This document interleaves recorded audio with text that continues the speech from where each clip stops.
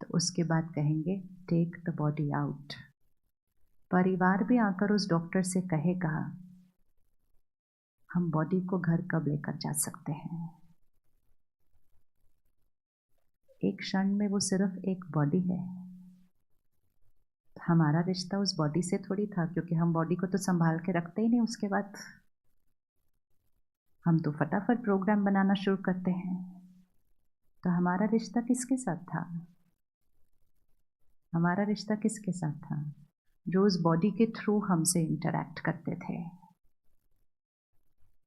जब हम कहते हैं हम ह्यूमन बीइंग हैं, ह्यूमन बीइंग दो शब्द हैं।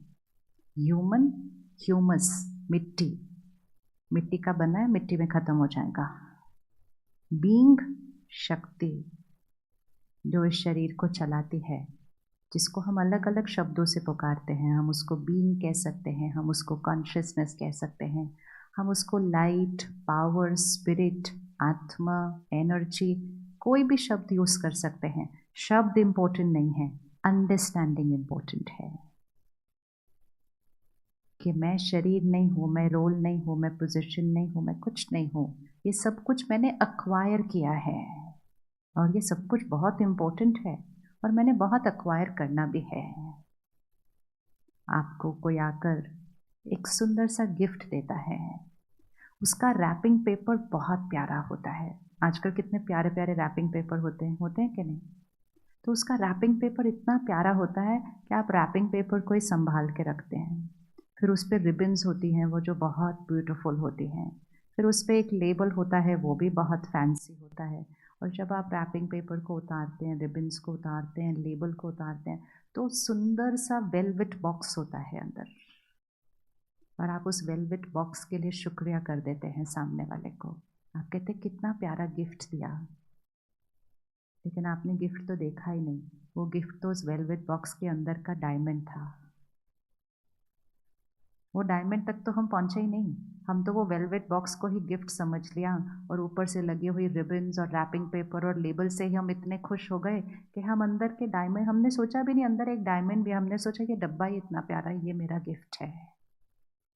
आप चेक कीजिए अपने जीवन के रैपिंग पेपर कौन से हैं, जीवन की रिबन्स कौन सी हैं, लेबल्स कौन सी हैं, और वेलवेट बॉक्स कौन सा है? वेलवेट बॉक्स कौन सा है? बहुत ब्यूटीफुल है, बहुत परफेक्ट है, बहुत अच्छा है, but it's just the box. It's just the box. और ये सब हम इतने प्यारे प्यारे जो कपड़े पहनते हैं इस बॉक्स के ऊपर, ये सब कौन है? इस बॉक्स को कवर करने वाला रैपिंग पेपर। और फिर हमारी roles and positions and designations उस वेलवेट बॉक्स को और भी ब्यूटीफुल बना देती हैं। और हम पूरा जीवन सिर्फ सुंदर wrapping paper, beautiful velvet box और रिबन्स और लेबल के साथ बिता रहे हैं। और उसी को और सुंदर और सुंदर और परफेक्ट और ब्यूटीफुल और इंटरेस्टिंग बना रहे हैं। बहुत इंपॉर्टेंट है, लेकिन वो लाइफ का गिफ्ट नहीं था। गिफ्ट तो उस वेलवेट बॉक्स के अंदर था। क्या ज़रूरी है वो गिफ्ट को जानना, या सिर्फ बॉक्स और रिबन्स ही ठीक ठाक है? अगर हमें याद होता कि मैं वो डायमंड हूँ, मैं वो डब्बा नहीं हूँ, तो आज हम खुशी का टॉपिक डिस्कस करने के लिए यहाँ इकट्ठे ना होते। क्योंकि हम भूल गए मैं डायमंड हूँ। बॉक्स इंटरेस्टिंग तो बहुत है, रिबन्स एंड वेलवेट बॉक्स बहुत इंटरेस्टिंग है, लेकिन उनके पास खुशी नहीं है।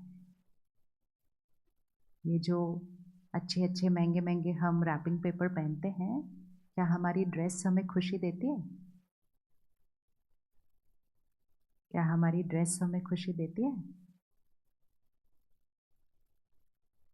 हाँ हाँ, जो राइट आंसर लगे वही बोलना, क्योंकि हर आंसर राइट होता है। क्या हमारी ड्रेस खुशी देती है? थोड़े टाइम के लिए देती है, बहुत अच्छा। कितने टाइम के लिए देती है? अच्छा, जब जब पहनते हैं। हाँ जी। अच्छा, फर्स्ट टाइम खुशी देती है, सेकंड टाइम तक क्या हो जाती है वो? अच्छा, तब तक फिनिश्ड, तब तक कम हो जाती है और 4-5 बार पहन ली तो फिर ख़त्म हो जाती है। और क्योंकि 3-4 बार पहनने के बाद वो ख़त्म हो जाती है, फिर मुझे फिर से नई ड्रेस खरीदनी पड़ती है खुश होने के लिए। आज पूरी सृष्टि पर प्रकृति उथल-पुथल सिर्फ़ इसीलिए कर रही है क्योंकि हम खुशी के लिए हर 3-4 दिन बाद नई ड्रेस खरीदने की सोच रहे हैं। इसी का रीज़न है सिर्फ़, मतलब सिर्फ़ ड्रेस नहीं, कोई भी चीज़ है। हर चीज़ जो हम खरीदते हैं, हर चीज़ जो हम खरीदते हैं, वो प्रकृति की रिसोर्सेज़ से बनती है। एक ड्रेस बनाने में भी कितना पानी जाता है। तो हर चीज़ जो हम खरीद रहे हैं, वो प्रकृति के कितने रिसोर्सेज़ से बनती है, लेकिन थोड़े दिन के बाद वो चीज़ हमें वो स्टिमुलस, वो एक्साइटमेंट नहीं दे रहा है। तो हम क्या कहने लगते हैं, अब बोर हो गए, अब कुछ और लेना है। क्योंकि वो खुशी नहीं दे रहा था, वो एक्साइटमेंट दे रहा है। और एक्साइटमेंट एक स्टिमुलस है, थोड़े दिन के बाद वो चीज़ वो देना बंद कर देती है, तो हम बोर हो जाते हैं, तो हम और खरीदते हैं। और आजकल क्योंकि हमारे पास पैसा है, तो हमारे को खरीदने में कोई प्रॉब्लम नहीं है। तो कोई आपसे पूछे, भैया आपकी अलमारी में इतने कपड़े हैं, अब और क्यों लेने हैं? तो हम एक बहुत सिंपल बात बोलते हैं, हम बोलते हैं I earn, I can afford it, which is true. मैं इतनी मेहनत क्यों करती हूँ, या मैं इतनी मेहनत क्यों करता हूँ, ताकि मेरे पास उतना धन हो कि मैं जो खरीदना चाहूँ मैं खरीद सकता हूँ। वेरी गुड, हम अफोर्ड कर सकते हैं। लेकिन अब वो समय आ गया है अपने आप से पूछने का, क्या ये सृष्टि अफोर्ड कर सकती है? अफोर्ड कर सकती है? यस और नो? नो। तो आपको नहीं लगता हमें थोड़ा सा इस सृष्टि का ध्यान रखना शुरू करना पड़ेगा? साइंटिस्ट पूरी दुनिया से इकट्ठे होते हैं सिर्फ इस बात पर डिस्कस करने के लिए कि इस प्लैनेट के रिसोर्सेज को कैसे बचाना है।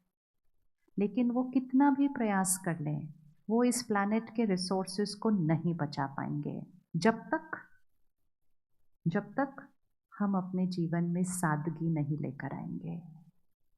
जब तक हम चीज़ें ज़रूरत के लिए खरीदना ना शुरू करें, बजाय कि खुशी के लिए खरीद रहे हैं।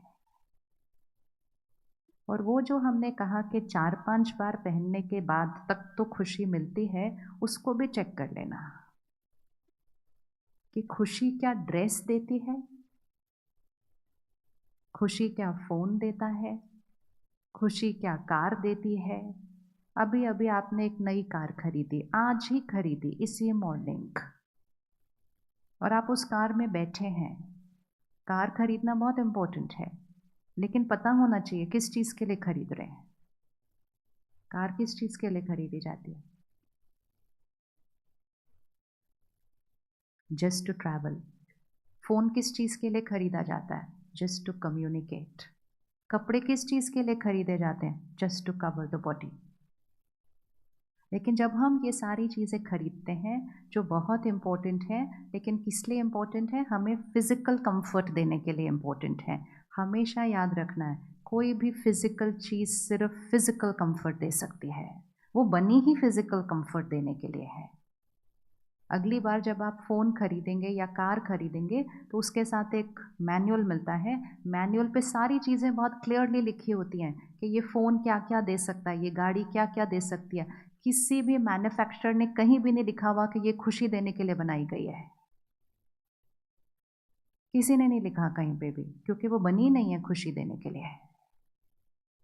वो हमें आराम देने के लिए बनाई गई है। लेकिन हमने सोचा कि हमें खुशी किस चीज़ से मिलेगी? इन चीज़ों से मिलेगी। और फिर हमारे इस संस्कार को दुनिया ने यूज़ करना शुरू कर दिया, तो उन्होंने बड़े-बड़े होर्डिंग्स लगा दिए, बड़ी-बड़ी एडवर्टाइज़मेंट कर दी, हैप्पी फेस और वो ऑब्जेक्ट। तो हमने सोचा मैंने अगर ये ऑब्जेक्ट खरीद लिया, मेरा हैप्पी फेस हो जाएगा ऐसे वाला। खुशी चीज़ से नहीं मिलती, चीज़ खरीदने के बाद हम जो थॉट क्रिएट करते हैं कि मैंने ये खरीद लिया, मेरे पास ये आ गया, तो मुझे खुशी मिलती है। खुशी वो चीज़ से नहीं, खुशी उस चीज़ के बारे में क्रिएट की हुई थॉट से मिलती है। और आपने बहुत मेहनत से पैसे जमा करके आज एक नई गाड़ी खरीदी या नया फ़ोन खरीदा, और आप वो थॉट क्रिएट करके बहुत खुश हैं और इमिजिएटली आपका कोई फ्रेंड आया और कहा ये कौन सा खरीदा है, ये तो मॉडल नया नहीं है। Gone, gone. गाड़ी वहीं खड़ी है, अभी तो बैठे भी नहीं उसमें, लेकिन किसी ने आकर एक लाइन कही जिससे मेरी थॉट चेंज हो गई, और जैसे मेरी थॉट चेंज हो गई मेरी खुशी बदल गई। आपने नई ड्रेस खरीदी, आप बहुत हैप्पी हैं कि मैंने नई खरीदी, अभी मुझे अगली बार पार्टी में जाने के लिए मेरे पास एक नई ड्रेस है।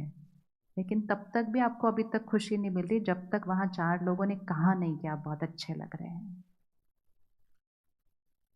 तो जब ड्रेस खुशी देने वाली थी तो पहन के मिल जानी चाहिए थी ना, नहीं मिली ना अभी भी। अब किस पर डिपेंडेंसी हो गई है? लोगों की। अब लोग कहें, और कई बार कोई कुछ कह ही नहीं रहा होता तो हमारे को अंदर से अनकंफर्टेबल होने लगता है, कोई कह नहीं रहा तो हम लिटरली सीख करना शुरू करते हैं। इस तरह से विजुअलाइज कीजिए, कटोरा लेके खड़े हो जाते हैं हम सड़क पर, डालिए इसके अंदर कुछ, so that I am happy. Appreciate मी, मेरी महिमा करो, मुझे अप्रूव करो, जो मैंने डिसीजन लिया उसको अप्रूव करो। जब तक आप अप्रूव नहीं करोगे आई एम नॉट राइट। और फिर अगर किसी ने आकर कहा आप बहुत अच्छे लग रहे हो, तब कहते हो ठीक, एवरीथिंग इज फाइन। बहुत सूक्ष्म है ये एडिक्शंस, ये स्मोकिंग, अल्कोहल, ये सब एडिक्शंस तो दिखाई देती हैं, ये वाली एडिक्शन नहीं दिखाई देती कि दूसरों से मुझे अप्रूवल मिले, महिमा मिले, उसकी कितनी सूक्ष्म एडिक्शन होती है। और फिर उसी टाइम अगर किसी ने आकर कह दिया ये तो आप पे बिल्कुल अच्छा नहीं लग रहा, ये कलर आपके लिए नहीं है, अगली बार ध्यान से खरीदना, सब खत्म, ऐसे खड़े हैं। और हमने सोचा कि वो ड्रेस खुशी देती है, वो ड्रेस सिर्फ शरीर को ढकने के लिए बनी है, उसके अलावा वो कुछ नहीं कर सकती। और तो क्लैरिटी कि खुशी चीज़ों में नहीं, चीज़ों से फिज़िकल कंफर्ट मिलता है, क्योंकि फिज़िकल कंफर्ट के लिए ही वो डिज़ाइन की गई है, और फिज़िकल कंफर्ट बहुत इम्पोर्टेंट है। लेकिन जब हम खरीद रहे हैं हमें क्लैरिटी होनी चाहिए, हम फिज़िकल कंफर्ट खरीदने जा रहे हैं, नॉट कि हम हैप्पीनेस खरीदने जा रहे हैं। फिर हमने सोचा खुशी हमें हमारे काम से मिलती है। तो पिछले 25-30 साल से तो हम इतना काम कर रहे हैं, इतना काम कर रहे हैं, इतना काम कर रहे हैं कि हमने आराम करना बंद कर दिया है। तो इतना काम करने के बाद पिछले 25 सालों के अंदर खुशी तो कई गुना बढ़ जानी चाहिए थी, क्योंकि खुशी तो हमें हमारे काम से मिलती है, खुशी हमारे हमारे प्रोग्रेस से मिलती है। लेकिन 25 सालों में खुशी क्या हो गई? क्या हुई? बढ़ी। पिछले 25 सालों में खुशी बढ़ी, पिछले 25 सालों में कंफर्ट्स बढ़े। 25 साल पहले घर में देखो क्या होता था और अब क्या है। ऐसे लगता है कि हम 25-30 साल पहले जीते कैसे थे, क्योंकि इनमें से मेजॉरिटी चीज़ें हमारे पास नहीं थी। हम में से मेजॉरिटी उस युग को बिलोंग करते हैं जहाँ पहला टीवी आया, पहला फ्रिज आया, पहला अवन आया, पहली गैस आई, पहला फ़ोन आया, सब कुछ पहला। कौन कौन है वो पहला वाला सारे? देखो, अब वो अभी के बच्चे हमारी तरफ देखेंगे और बोलेंगे आप जीते कैसे थे इन सब चीज़ों के बिना। लेकिन इन सारी चीज़ों ने हमारी लाइफ को कंफर्टेबल किया। इतना कंफर्टेबल लाइफ होने के बाद भी हैप्पी होना चाहिए था ना, कि इतनी लाइफ कंफर्टेबल हो गई थी। हमने तो कह दिया स्ट्रेस इज नॉर्मल, और आज तो अब स्ट्रेस की भी बात नहीं होती है, क्योंकि स्ट्रेस तो एक्सेप्ट हो गया। आज हम डिप्रेशन की बात करते हैं। जब चीज़ें इतनी कम थी, साधन इतने कम थे, घर इतने छोटे थे, गाड़ियाँ नहीं थी, बड़े बड़े परिवार एक घर में रहते थे। आज हम डिवोर्स की बात करते हैं, अलग रह रहे हैं तो भी नहीं इकट्ठे रह पा रहे हैं। तो आज हम डिवोर्स की बात करते हैं, आज हम कैंसर और डायबिटीज़ की बात करते हैं। तो 25 सालों में इतना काम किया, इतना काम किया, इतनी मेहनत की, इतना धन कमाया, ये उसका रिजल्ट है। ये उसका रिजल्ट है कि जो चीज़ें 30 साल पहले रेयरली कभी कहीं किसी की सुनने को मिलती थी, आज नॉर्मल में बोल दिया उसको। तो कहाँ कौन सी गलती हुई है? क्या लगता है कौन सी गलती हुई है? क्योंकि नाउ इट्स नॉट अबाउट पिछले 25-30 साल हमने क्या किया, वो तो ओवर हो गया है टाइम। इम्पोर्टेंट है अब क्या करना है, क्योंकि अगर आज भी कुछ करेक्शन नहीं किया तो अगले 2-3 सालों में हमने डिप्रेशन को नॉर्मल बोलना शुरू कर देना है। मुझे नहीं पता कि आपके शहर में कैसा है, लेकिन दिल्ली जहाँ से मैं आती हूँ वो ऑलरेडी नॉर्मल बोलते हैं वहाँ पर। बहुत आराम से कॉलेज के स्टूडेंट्स बोलते हैं I have to go and see my psychologist today. No problem, आम बात है, आम बात हो गई है। सब्सटेंस अब्यूज लेना आम बात हो चुकी है। और अब तो इन शहरों में हम ये देख रहे हैं कि जो बच्चे इन चीज़ों की तरफ नहीं हैं, स्कूल में भी जो बच्चे इन चीज़ों की तरफ नहीं हैं उनको डिप्रेशन हो रहा है, क्योंकि मेजॉरिटी उस तरफ हैं तो वो बच्चे बहुत सिंगल आउट हो रहे हैं। मतलब इस समय सही पे चलने में प्रॉब्लम हो रही है, क्योंकि मेजॉरिटी दूसरी साइड पर है तो वो आपको सिंगल आउट कर देते हैं, वो आपको लेफ्ट आउट फील कराते हैं।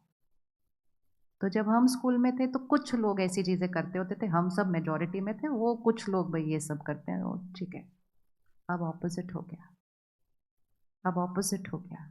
अब अगर किसी पेरेंट्स ने किसी बच्चे को कहा आपको सोशल मीडिया पर नहीं जाना है जब तक आप स्कूल में, आपको ये सब रिश्तों में नहीं करना, ये सब तो बाद में जीवन की चीज़ होती है, आपको ये सब नहीं खाना पीना है, और वो बच्चा बच्चा मान जाता है, लेकिन उसके लिए उस स्कूल में बड़ा मुश्किल हो जाता है। तो इस समय सिर्फ सही पे चलना काफ़ी नहीं है, सही पे चलने के लिए अब शक्ति की ज़रूरत पड़ती है। तो अगर हम पिछले अपने 25-30 साल की छोटी सी गलतियों से नहीं सीखेंगे तो हमारे अगले 5 साल में तो ये दुनिया बहुत ज़्यादा बदल जाएगी, बिकॉज चेंज बहुत फास्ट हो रहा है अब। तो क्या लगता है कौन सी छोटी सी गलती हुई है जबकि हम इतनी मेहनत कर रहे थे? इतनी मेहनत तो हम पहले नहीं करते थे। कौन सी छोटी सी गलती हुई? कुछ तो सीखेंगे ना, सीखेंगे तो कोर्स करेक्शन होगा ना। करेक्शन नहीं करेंगे तो अगले 5 साल बाद हम कुछ और ही बात कर रहे होंगे। अभी तो हम फिर भी मिल रहे हैं ये बात करने के लिए कि खुश कैसे रहा जाए। 5 साल बाद तो मिलेंगे भी नहीं ये बात करने के लिए, क्योंकि वो चैप्टर ही क्लोज हो गया होगा। तो क्या लगता है कौन सी छोटी सी बात हुई है? हाँ जी, हाँ जी। और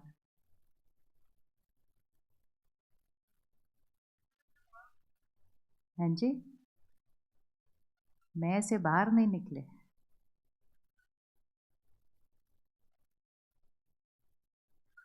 जब हमने सडनली हमारे पास बहुत चीज़ें आई हैं ना इस 25-30 सालों में। एक बच्चे को देखना, घर पे छोटा बच्चा है, अपना सारा काम कर रहा है, सब कुछ कर रहा है, आप उसको 2-3 नए खिलौने ला के दे दो, और जैसे आप उसको नए खिलौने ला के दे देंगे उसका पूरा ध्यान किस पर चला जाएगा? वो नए खिलौने पर। अब आप उसको सिर्फ बोलो बच्चा खाना खा लो, नहीं मेरा खाना खाने का मन नहीं है, मुझे खेलना है। अच्छा तुम पढ़ लो, नहीं मुझे आज नहीं पढ़ना, आज मुझे खेलना है। बाहर चलो, नहीं मुझे कहीं नहीं जाना, मुझे खेलना है।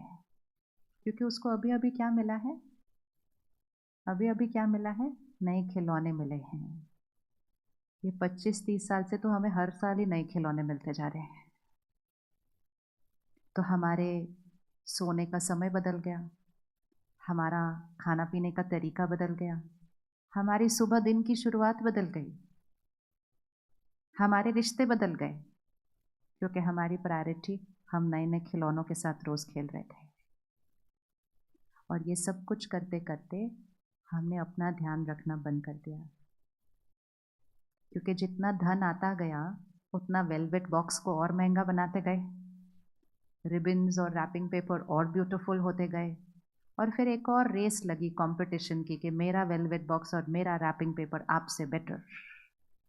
और वो तो एक नेवर एंडिंग रेस है, वो तो कभी ख़त्म ही नहीं होने वाली है। और फिर इतना हम कर ही रहे थे कि सोशल मीडिया आ गया, तो अब तक तो हमारा कंपैरिजन कितने दायरे में था, इतने ही दायरे में था जो लोग दिखाई देते थे। अब सोशल मीडिया आ गया तो हमारा कंपैरिजन का दायरा कहाँ तक चला गया, अननोन लोगों तक चला गया। और हम अपनी पूरी जीवन ऐसे बिता सकते हैं। और इसका सिर्फ एक ही कारण है कि हम इतना सिर्फ बाहर पर फोकस कर रहे थे, जो कि बहुत इम्पोर्टेंट था, लेकिन हमें सिर्फ सीखना था कि बाहर की चीज़ों का ध्यान रखते हुए खुद का ध्यान भी साथ में रखना है। क्योंकि बाहर जो चीज़ें आई वो बहुत सारी ऐसी चीज़ें थी जो खुद की शक्ति को घटाने वाली थी। फ़ोन आया, बहुत ही यूज़फुल चीज़ है। आज तो उसके बिना हम अपनी जीवन ही नहीं इमेजिन कर पाते हैं, और जबकि हम वो हैं जो लैंडलाइन के बिना भी जिए हैं ना। फिर हम इमेजिन भी कैसे करें कि हम एक लेटर लिखते थे, वो 5 दिन बाद कहीं पहुंचता था दूसरे शहर। आप यहाँ आए, यहाँ से आप गए बॉम्बे वापस, फिर आप लेटर लिखते थे, हम पहुंच गए। पहले आप पहुंचने में 2 दिन लगाए, फिर वो लेटर पहुंचने में 5 दिन लगाए। मतलब आपके परिवार को 7 दिन के बाद पता चलता था कि आप पहुंच गए, और तो भी स्ट्रेस शब्द नहीं था। बताओ, यहाँ फ्लाइट लैंड हो रही होती है, अभी वो एयर होस्टेस बोलती है भाई फोन ऑन नहीं करना है, वो भी हम ऐसे ऐसे होने लगते हैं। और अगर हमने पहुंचते ही लैंडेड नहीं लिखा तो वो घर बैठे वाले ऐसे ऐसे होने लगते हैं। तो हम अपने आप से पूछे, हम वही हैं जिनको 7 दिन बाद पता चलता था कि सामने वाला लैंडेड है, और आज हमें 2 घंटे के बाद 5 मिनट ऊपर हो गए तो हम बोलते लिखा क्यों नहीं, लिखा क्यों नहीं, मैसेज पहुंचा क्यों नहीं, पहुंचा तो रिप्लाई किया क्यों नहीं, ब्लू टिक आया कि क्यों नहीं आया। कितना स्ट्रेस।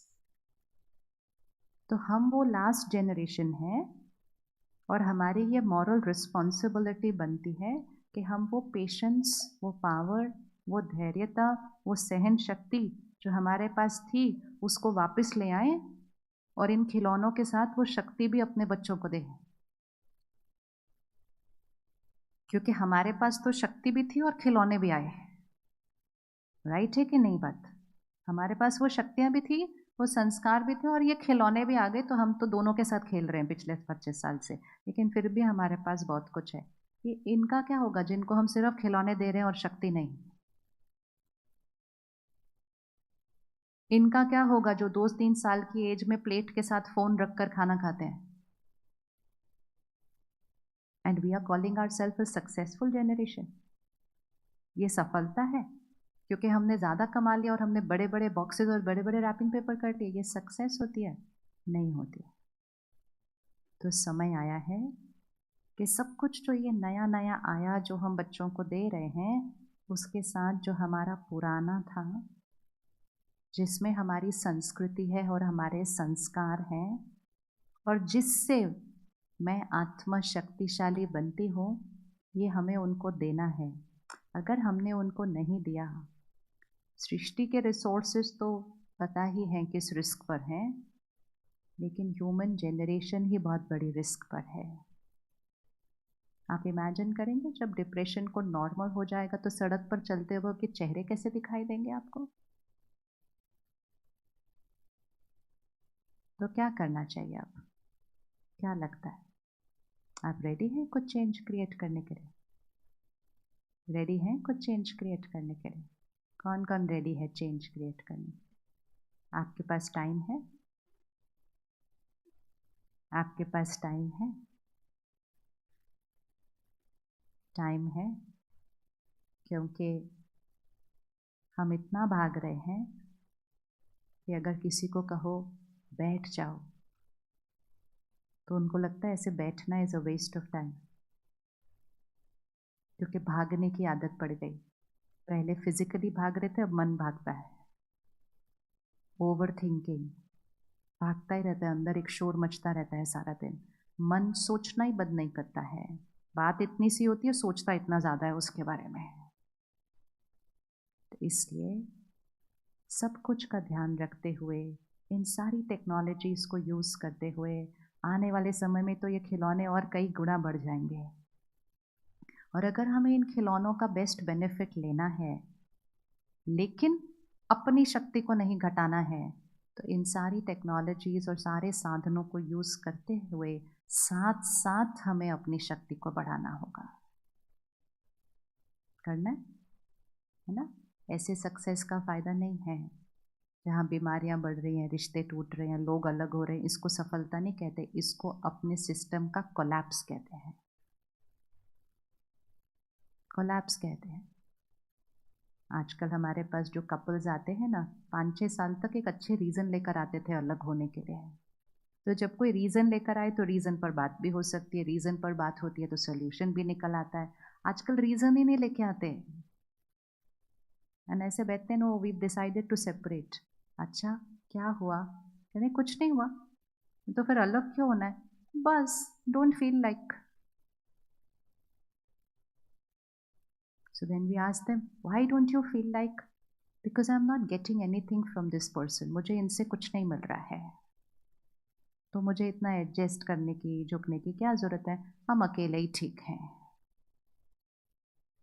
कई देशों की ये संस्कृति है और हमने सिर्फ छोटी सी गलती ये की, अपने संस्कार और संस्कृति छोड़कर कहीं और की संस्कृति से प्रभावित होकर उसको अपना स्टेटस सिंबल बनाकर धीरे धीरे उसको अपना जीवन जीने का तरीका अपना लिया। लेकिन मूल रूप से तो हमारी संस्कृति कुछ और है, तो हमारे अंदर एक कॉन्फ्लिक्ट चलता रहता है। तो इसलिए बहुत इम्पोर्टेंट है, कुछ नया नहीं करना है, सिर्फ जो थे वो वापस बन जाना है। नथिंग न्यू, हमारे लिए वो नथिंग न्यू है, लेकिन जो अगली जनरेशन है उनके लिए तो बिल्कुल न्यू होने वाला है, अगर हमने घर में वो संस्कार अभी नहीं लाए तो। इतने सालों से हम बच्चों को वो दे रहे हैं जो हमें नहीं मिला था। अब समय आ गया है कि वो बच्चों को वो दें जो हमें मिला था, शक्ति। शक्ति। पोस्ट कोविड भारत में मेंटल हेल्थ इश्यूज 30% बढ़े हैं एंड डिवोर्स रेट 40% बढ़ा है, 4 बड़े शहरों का स्टैटिस्टिक्स। एक ऐसा समय आया जिसका सब इंतज़ार कर रहे थे, कब हमें उठकर काम पे नहीं जाना पड़ेगा, कब हमें ट्रैवल नहीं करना पड़ेगा, कब हम अपने परिवार के साथ घर पे समय बिताएंगे। पूरी सृष्टि पर करोड़ों लोगों ने यह संकल्प किया तो तथास्तु हो गया। जब हुआ तो शुरू शुरू में तो बहुत अच्छा लगा, अरे वाह बड़ा मज़ा आ रहा है, घर पे सारे हैं सब, पर वो भी थोड़े दिन ही रहा। उसके बाद सब बोलने लगे कब वापस जाएंगे, कब ऑफिस वापस जाएंगे, कब वापस जाएंगे, कब स्कूल जाएंगे, क्योंकि एक दूसरे के संस्कार दिखने में आए। पूरा पूरा दिन इकट्ठे रह रहे थे ना, देखते एक दूसरे को, अच्छा आपके अंदर ये भी आदत है, आप ऐसे भी हो, आप वैसे भी हो। तो कोविड वो समय था जो बहुत लोगों ने अपने ऊपर ध्यान दिया तो बिगड़े हुए रिश्तों को मजबूत बना दिया। और कोविड वो भी समय था जिन्होंने अपने पर ध्यान नहीं दिया तो घर में रहकर अलग होने का निर्णय ले लिया। इट ऑल डिपेंड्स ऑन हम ध्यान किसका कर रहे हैं। इट डजेंट डिपेंड ऑन हम इकट्ठे रह रहे हैं या दूर, it doesn't depend on that, it depends on हम अपना ध्यान कितना रख रहे हैं। तो हमें कुछ नहीं करना है, हमें सिर्फ जो हम बचपन में करते थे उसमें से कुछ चीज़ों को वापस लेकर आना है। वो चीज़ें हैं जो आत्मा की शक्ति को क्या करती हैं, बढ़ाती हैं। सबसे पहले डिसीजन, क्या आप इस डायमंड का ध्यान रखने के लिए हर रोज़ थोड़ा सा समय निकालने के लिए रेडी हैं? देखो इस वेलवेट बॉक्स का ध्यान रखने के लिए हम कितने घंटे निकालते हैं हर रोज़, कितने घंटे। एक्चुअली तो देखा जाए तो सारा टाइम इस वेलवेट बॉक्स का ही ध्यान रख रहे हैं, सोते हैं तो भी इसके लिए, खाते हैं तो भी इसके लिए, काम करके कमाते हैं तो भी इसके लिए करते हैं। तो अगर इस बॉक्स के लिए हम 23 घंटे लगा सकते हैं तो हमें इस डायमंड के लिए आधा पौना घंटा निकालना चाहिए या नहीं निकालना चाहिए? और इसका इतना ध्यान रखने के बाद भी आप देख रहे हैं ना, आज चारों तरफ अचानक अचानक कुछ कुछ हो रहा है। यस और नो? अचानक। हमेशा शरीर का ध्यान रखा था, हमेशा राइट खाया था, हमेशा एक्सरसाइज की थी, हमेशा सब कुछ किया था, और सडनली अचानक। और तब डॉक्टर कहता है स्ट्रेस। इसका मतलब जब तक डायमंड का ध्यान नहीं रखेंगे तो डब्बा भी हेल्दी नहीं रहने वाला है, क्योंकि संकल्प से सृष्टि बनती है। संकल्प से सृष्टि बनती है, मतलब मेरे संकल्प से मेरा मानसिक स्वास्थ्य बनता है, मेरे संकल्प से मेरी फिजिकल हेल्थ पर असर पड़ता है, मेरे संकल्प से रिश्ते बनते हैं, मेरे संकल्प से मेरा काम होता है, मेरे संकल्प से वातावरण एनवायरनमेंट बनता है, संकल्प से सृष्टि बनती है। और संकल्प का ध्यान नहीं रख रहा है, विच मीन्स मेरी सोच, वो सोच तो यहाँ क्रिएट होती है ना, उसका ध्यान नहीं रख रहे। हम पूरी सृष्टि को ठीक करने की कोशिश कर रहे हैं, हम संसार को बदलने की कोशिश कर रहे हैं। हमने सोचा संसार परफेक्ट हो जाएगा तो हम हैप्पी होंगे। संसार परफेक्ट होगा तो हम हैप्पी होंगे, या हम हैप्पी होंगे तब संसार परफेक्ट होगा? इक्वेशन क्या है? इक्वेशन क्या है? हम हैप्पी होंगे तो संसार परफेक्ट होगा, या संसार परफेक्ट होगा तो हम हैप्पी होंगे? इक्वेशन क्या है? हम हैप्पी होंगे। बस सिर्फ ये सारी इक्वेशंस जो आज यहाँ रिवाइज किए ना, बाहर जाके भी इनको याद रखना। ये चीज़ों से खुशी नहीं आती है। सृष्टि परफेक्ट होगी, रिश्ते परफेक्ट होंगे, then I will be happy? नहीं। जब हम अपने आप को शक्तिशाली बनाएंगे तो सृष्टि की हर एस्पेक्ट ठीक होने लग जाएगी। तो इस डायमंड का ध्यान रखना, आत्मा का ध्यान रखना, आत्मा को शक्तिशाली बनाना शुरू करना है। अगर हमने ये नहीं किया तो आने वाले कुछ सालों के अंदर, कुछ साल मतलब 25 साल नहीं, ये कुछ साल तो अब 2-3 साल में होने लगेगा, मेंटल हेल्थ इशू बढ़ेंगे, फिजिकल हेल्थ इश्यूज बढ़ेंगे, रिलेशनशिप ब्रेकडाउन बढ़ेगा, और एनवायरनमेंट का तो हम पता नहीं क्या करेंगे। तो इसलिए जब भाग रहे होते हैं ना एक दिशा में, तो कभी कभी रुक के चेक करना चाहिए राइट रोड पे भाग रहे थे कि नहीं। लेकिन हम चेक पता क्यों नहीं करते? क्योंकि सभी लोग उस रोड पे भाग रहे थे, तो हमें लगता है सभी जा रहे हैं तो सही जगह जा रहे होंगे। राइट और रॉन्ग? एक संस्कार है जो इस समय क्रिएट करने की ज़रूरत है। सभी जो कर रहे हैं वो ज़रूरी नहीं है कि सही है। What everyone is doing is not necessary right. अब वो समय चला गया कि मेजॉरिटी क्या कहते हैं, ज़रूरी नहीं है कि मेजॉरिटी जो कह रहे हैं वो राइट कह रहे हैं। अब उस संस्कार की ज़रूरत है कि आप सही पर खड़े होंगे, और अगर आप अकेले भी खड़े हैं और पूरी दुनिया दूसरी तरफ, तो अकेले खड़े होने की हिम्मत रखिए, सही पर खड़े रखिए, क्योंकि जब तक आप वो नहीं करेंगे आपके बच्चों के पास वो वाली शक्ति नहीं आ सकती कि वो पीयर प्रेशर को फेस कर सके। पॉसिबल नहीं है। इस समय तो अगर लोग आपको कहें कि आप बहुत अजीब हो, आप बहुत ओल्ड फैशन्ड हो, आप बहुत बोरिंग हो, तो समझ लेना कि आप कुछ सही कर रहे हैं। आप कुछ सही कर रहे हैं, तब लोग आपको इस तरह से कह रहे हैं।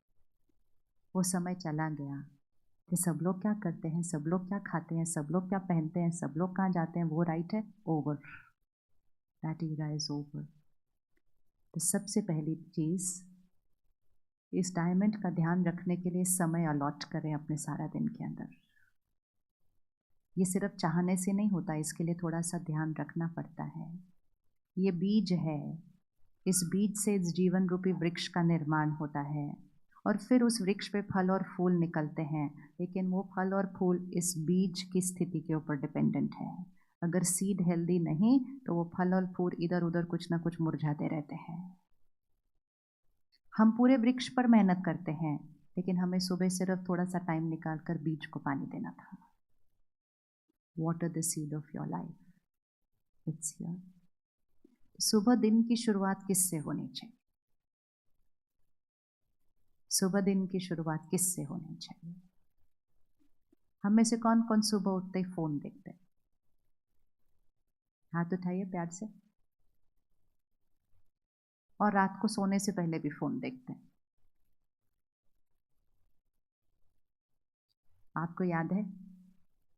अब तो कोई नहीं पूछता एक दूसरे से, पर पहले पूछा करते थे, सुबह सुबह किसका चेहरा देखा था? पूछते थे ना ऐसे। अभी आजकल कोई नहीं पूछता, क्योंकि सब लोग एक ही चेहरा देखते हैं आजकल, तो पूछना क्या उसके अंदर, फिर अलग तो चेहरा देखते ही नहीं किसी का।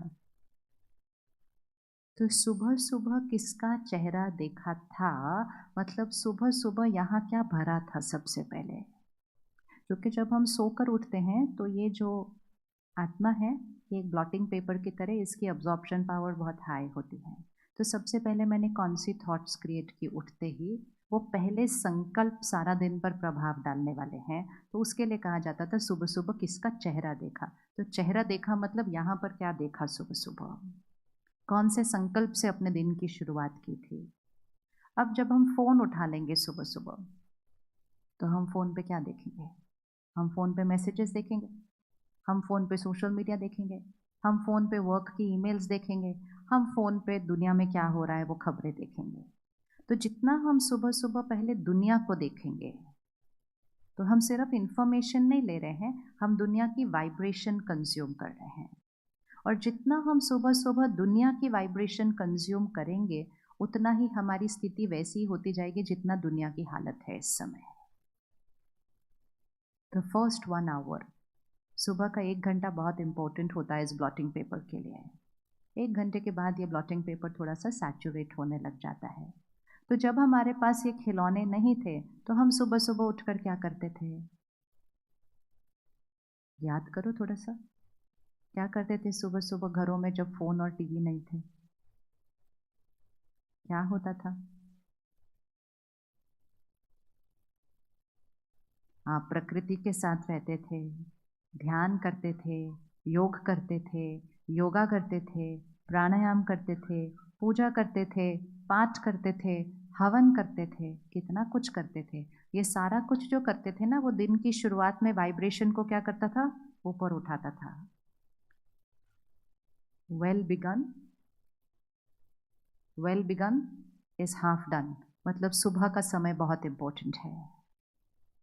तो सुबह सुबह हम पहले वेल बिगन होते थे, मतलब हम अपनी वाइब्रेशन को क्या करते थे, ऊपर उठाते थे।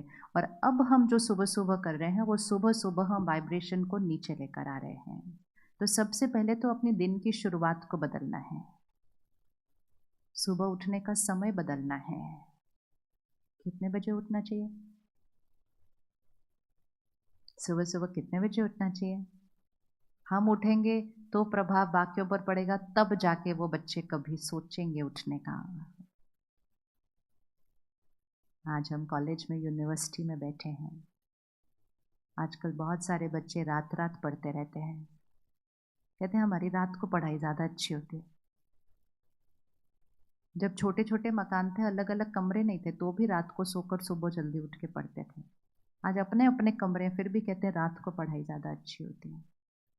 और वो एक मेन कारण बन चुका है आज एंग्जाइटी पैनिक अटैक का, क्योंकि स्लीप साइकिल ही सही नहीं है। नींद एक ऐसी चीज़ नहीं है कभी भी सो जाओ। उनको बोलो ना थोड़ा जल्दी सोना चाहिए, कहते हैं हाँ हाँ हम अपना 7-8 आवर्स ऑफ स्लीप ले लेते हैं। कब लेते हैं, हम 4-5 बजे सोते हैं, 2 बजे तक उठ जाते हैं दोपहर को। किसान ने अगर बीज बोना है तो बीज बोने का एक टाइम होता है, ऐसे नहीं जब मन किया तब आके बीज बो दिया। प्रकृति के विरुद्ध जाएंगे तो कभी भी शक्ति और स्वास्थ्य नहीं मिलेगा। तो सोने का एक समय होता है, सोने का एक तरीका होता है, और शक्तिशाली नींद अनुभव करने की एक विधि होती है। जब एग्जाम के दिनों में है तो वो रात भर पढ़ते रहते हैं और फिर स्लीप साइकिल बदल जाता है, बिगड़ जाता है। अब एग्जाम खत्म हो जाते हैं, अब नींद नहीं आती रात को, तो फिर उसके बाद टीवी और फोन के साथ बैठते हैं और धीरे धीरे वो उनकी आदत बन चुकी है। और ये एक बहुत बड़ा कारण है मन की शक्ति का घटने का। तो सुबह कितने बजे उठना चाहिए,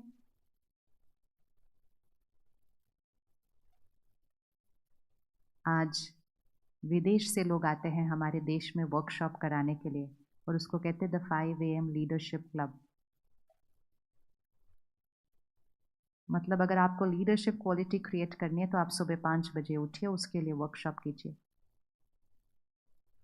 हमारे पास हजारों सालों से ये बात पता है कि 4 से 5 बजे का समय ब्रह्म मुहूर्त होता है, अमृत वेला होता है।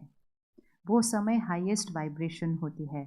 उस समय मेजॉरिटी मन सोए हुए होते हैं और जो जग जाते हैं वो सिर्फ परमात्मा को याद कर रहे होते हैं। तो हवा में क्या होता है उस समय, हवा में क्या होता है उस समय, हवा में प्योरिटी होती है, हवा में पॉजिटिविटी होती है। और उस प्योरिटी के समय जो उठेगा उसकी वाइब्रेशन तो सिर्फ उठने की वजह से ऊपर उठ जाएगी। तो बच्चों को रात को जाग कर नहीं, सुबह जल्दी उठकर अगर वो पढ़ेंगे तो मेहनत कम, रिजल्ट ज़्यादा एंड मोस्ट इम्पॉर्टेंट शक्ति भी बढ़ेगी साथ साथ। आपको अगर कोई काम करना है अपने ऑफिस का, उसको रात को देर से करने की बजाय टाइम पर सोकर सुबह जल्दी उठकर करेंगे तो उसमें नवीनता होगी। जो काम को आधा घंटा लगेगा वो सुबह आपको 5 मिनट में आइडिया आ जाएगा कि क्या करना है। जैसे अगर कहीं जाना है तो हम उसी समय निकलते हैं ना जब सड़क खाली होती है। जितना जितना सड़क पर ट्रैफिक बढ़ता जाएगा तो जर्नी तो वही है, लेकिन जर्नी का एक्सपीरियंस, टाइम लगना, सब कुछ चेंज हो जाएगा। तो सुबह का 4 से 5 बजे का जो समय है, हवा में ट्रैफिक खाली होता है, वाइब्रेशंस बहुत पीसफुल होती हैं, परमात्मा को याद करना, उधर पहुंच जाना बहुत सहज हो जाता है, और अपने आप से कनेक्ट करके नवीन आइडियाज़ लेकर आना ये भी बहुत सहज हो जाता है। Highway is clean and clear. लेकिन जैसे जैसे 6 बजेंगे, 7 बजेंगे, 8 बजेंगे, ट्रैफिक क्या होने लग जाता है? काम वही कर रहे हैं, पढ़ाई वही कर रहे हैं, लेकिन बहुत सारे शोर में कर रहे हैं क्योंकि संकल्पों का शोर शुरू हो जाता है। तो सुबह उठने का समय और उसके लिए रात को सोने का समय, 10 से 2 बजे का जो समय है वो सबसे हाईएस्ट वाइब्रेशन समय है हीलिंग के लिए, माइंड और बॉडी की हीलिंग के लिए। 10 से 2 के ये 4 घंटे बहुत इंपॉर्टेंट होते हैं। अगर हम 10 बजे की जगह 11 बजे सोते हैं, हम 1 घंटा खो देते हैं। अगर हम 12 बजे सोते हैं तो हम 2 घंटे खो देते हैं। तो अगर हमें गहरी नींद एक्सपीरियंस करनी है, कम सोकर शक्ति बनानी है, सोने में ज़्यादा टाइम वेस्ट नहीं करना है। आजकल हम बहुत ज़्यादा टाइम वेस्ट करते हैं ज़्यादा सोने में, क्योंकि गलत जीवन शैली की वजह से ज़्यादा सोना पड़ता है, और ज़्यादा सोने के बाद भी सुबह उठकर फ्रेश नहीं दिखाई देते। किस किस का सुबह उठकर सोने का मन करता है? मन करता है ना, और 5 मिनट और 5 मिनट और 5 मिनट। ये साइन है कि इतने घंटे सोने के बाद भी एनर्जाइजिंग नहीं हुई है, तो और सोने का मन करता है। और किस किस को बैठे बैठे नींद आ सकती है? चेक करना अगली बार, बस में, ट्रेन में, फ्लाइट में, कोई इधर गिरता है, कोई इधर गिरता है। कि बैठे बैठे दिन में क्यों नींद आती है? सारी रात सोए नहीं थे क्या? नहीं, सोए थे। फिर कहते नहीं, मेरी तो आदत है, मुझे बैठे बैठे कहीं भी नींद आ सकती है। ऐसा लगता है जैसे वो कोई बहुत अच्छा साइन है कि बैठे बैठे मुझे कहीं भी नींद आ सकती है। अगर मुझे दिन के किसी भी समय बैठे बैठे नींद आ सकती है, मतलब आई एम स्लीप डिप्राइव्ड, मुझे नींद की कमी है। लेकिन रोज सोने के बावजूद नींद की कमी क्यों है? क्योंकि गहरी नींद नहीं सोते हैं। और गहरी नींद नहीं सो रहे क्योंकि जो सारा दिन में यहाँ शोर चल रहा है वो रात को भी चल रहा होता है। तो इसलिए सोने की एक विधि है और सोने का एक समय है। 10 से 2 का समय हाईएस्ट एनर्जाइजिंग समय है माइंड और बॉडी के लिए। लेकिन 10 बजे गहरी नींद सोने के लिए हमें अपना भोजन रात का जल्दी खाना होगा। जल्दी खाना चाहिए। खाना कितने बजे तक खाना चाहिए?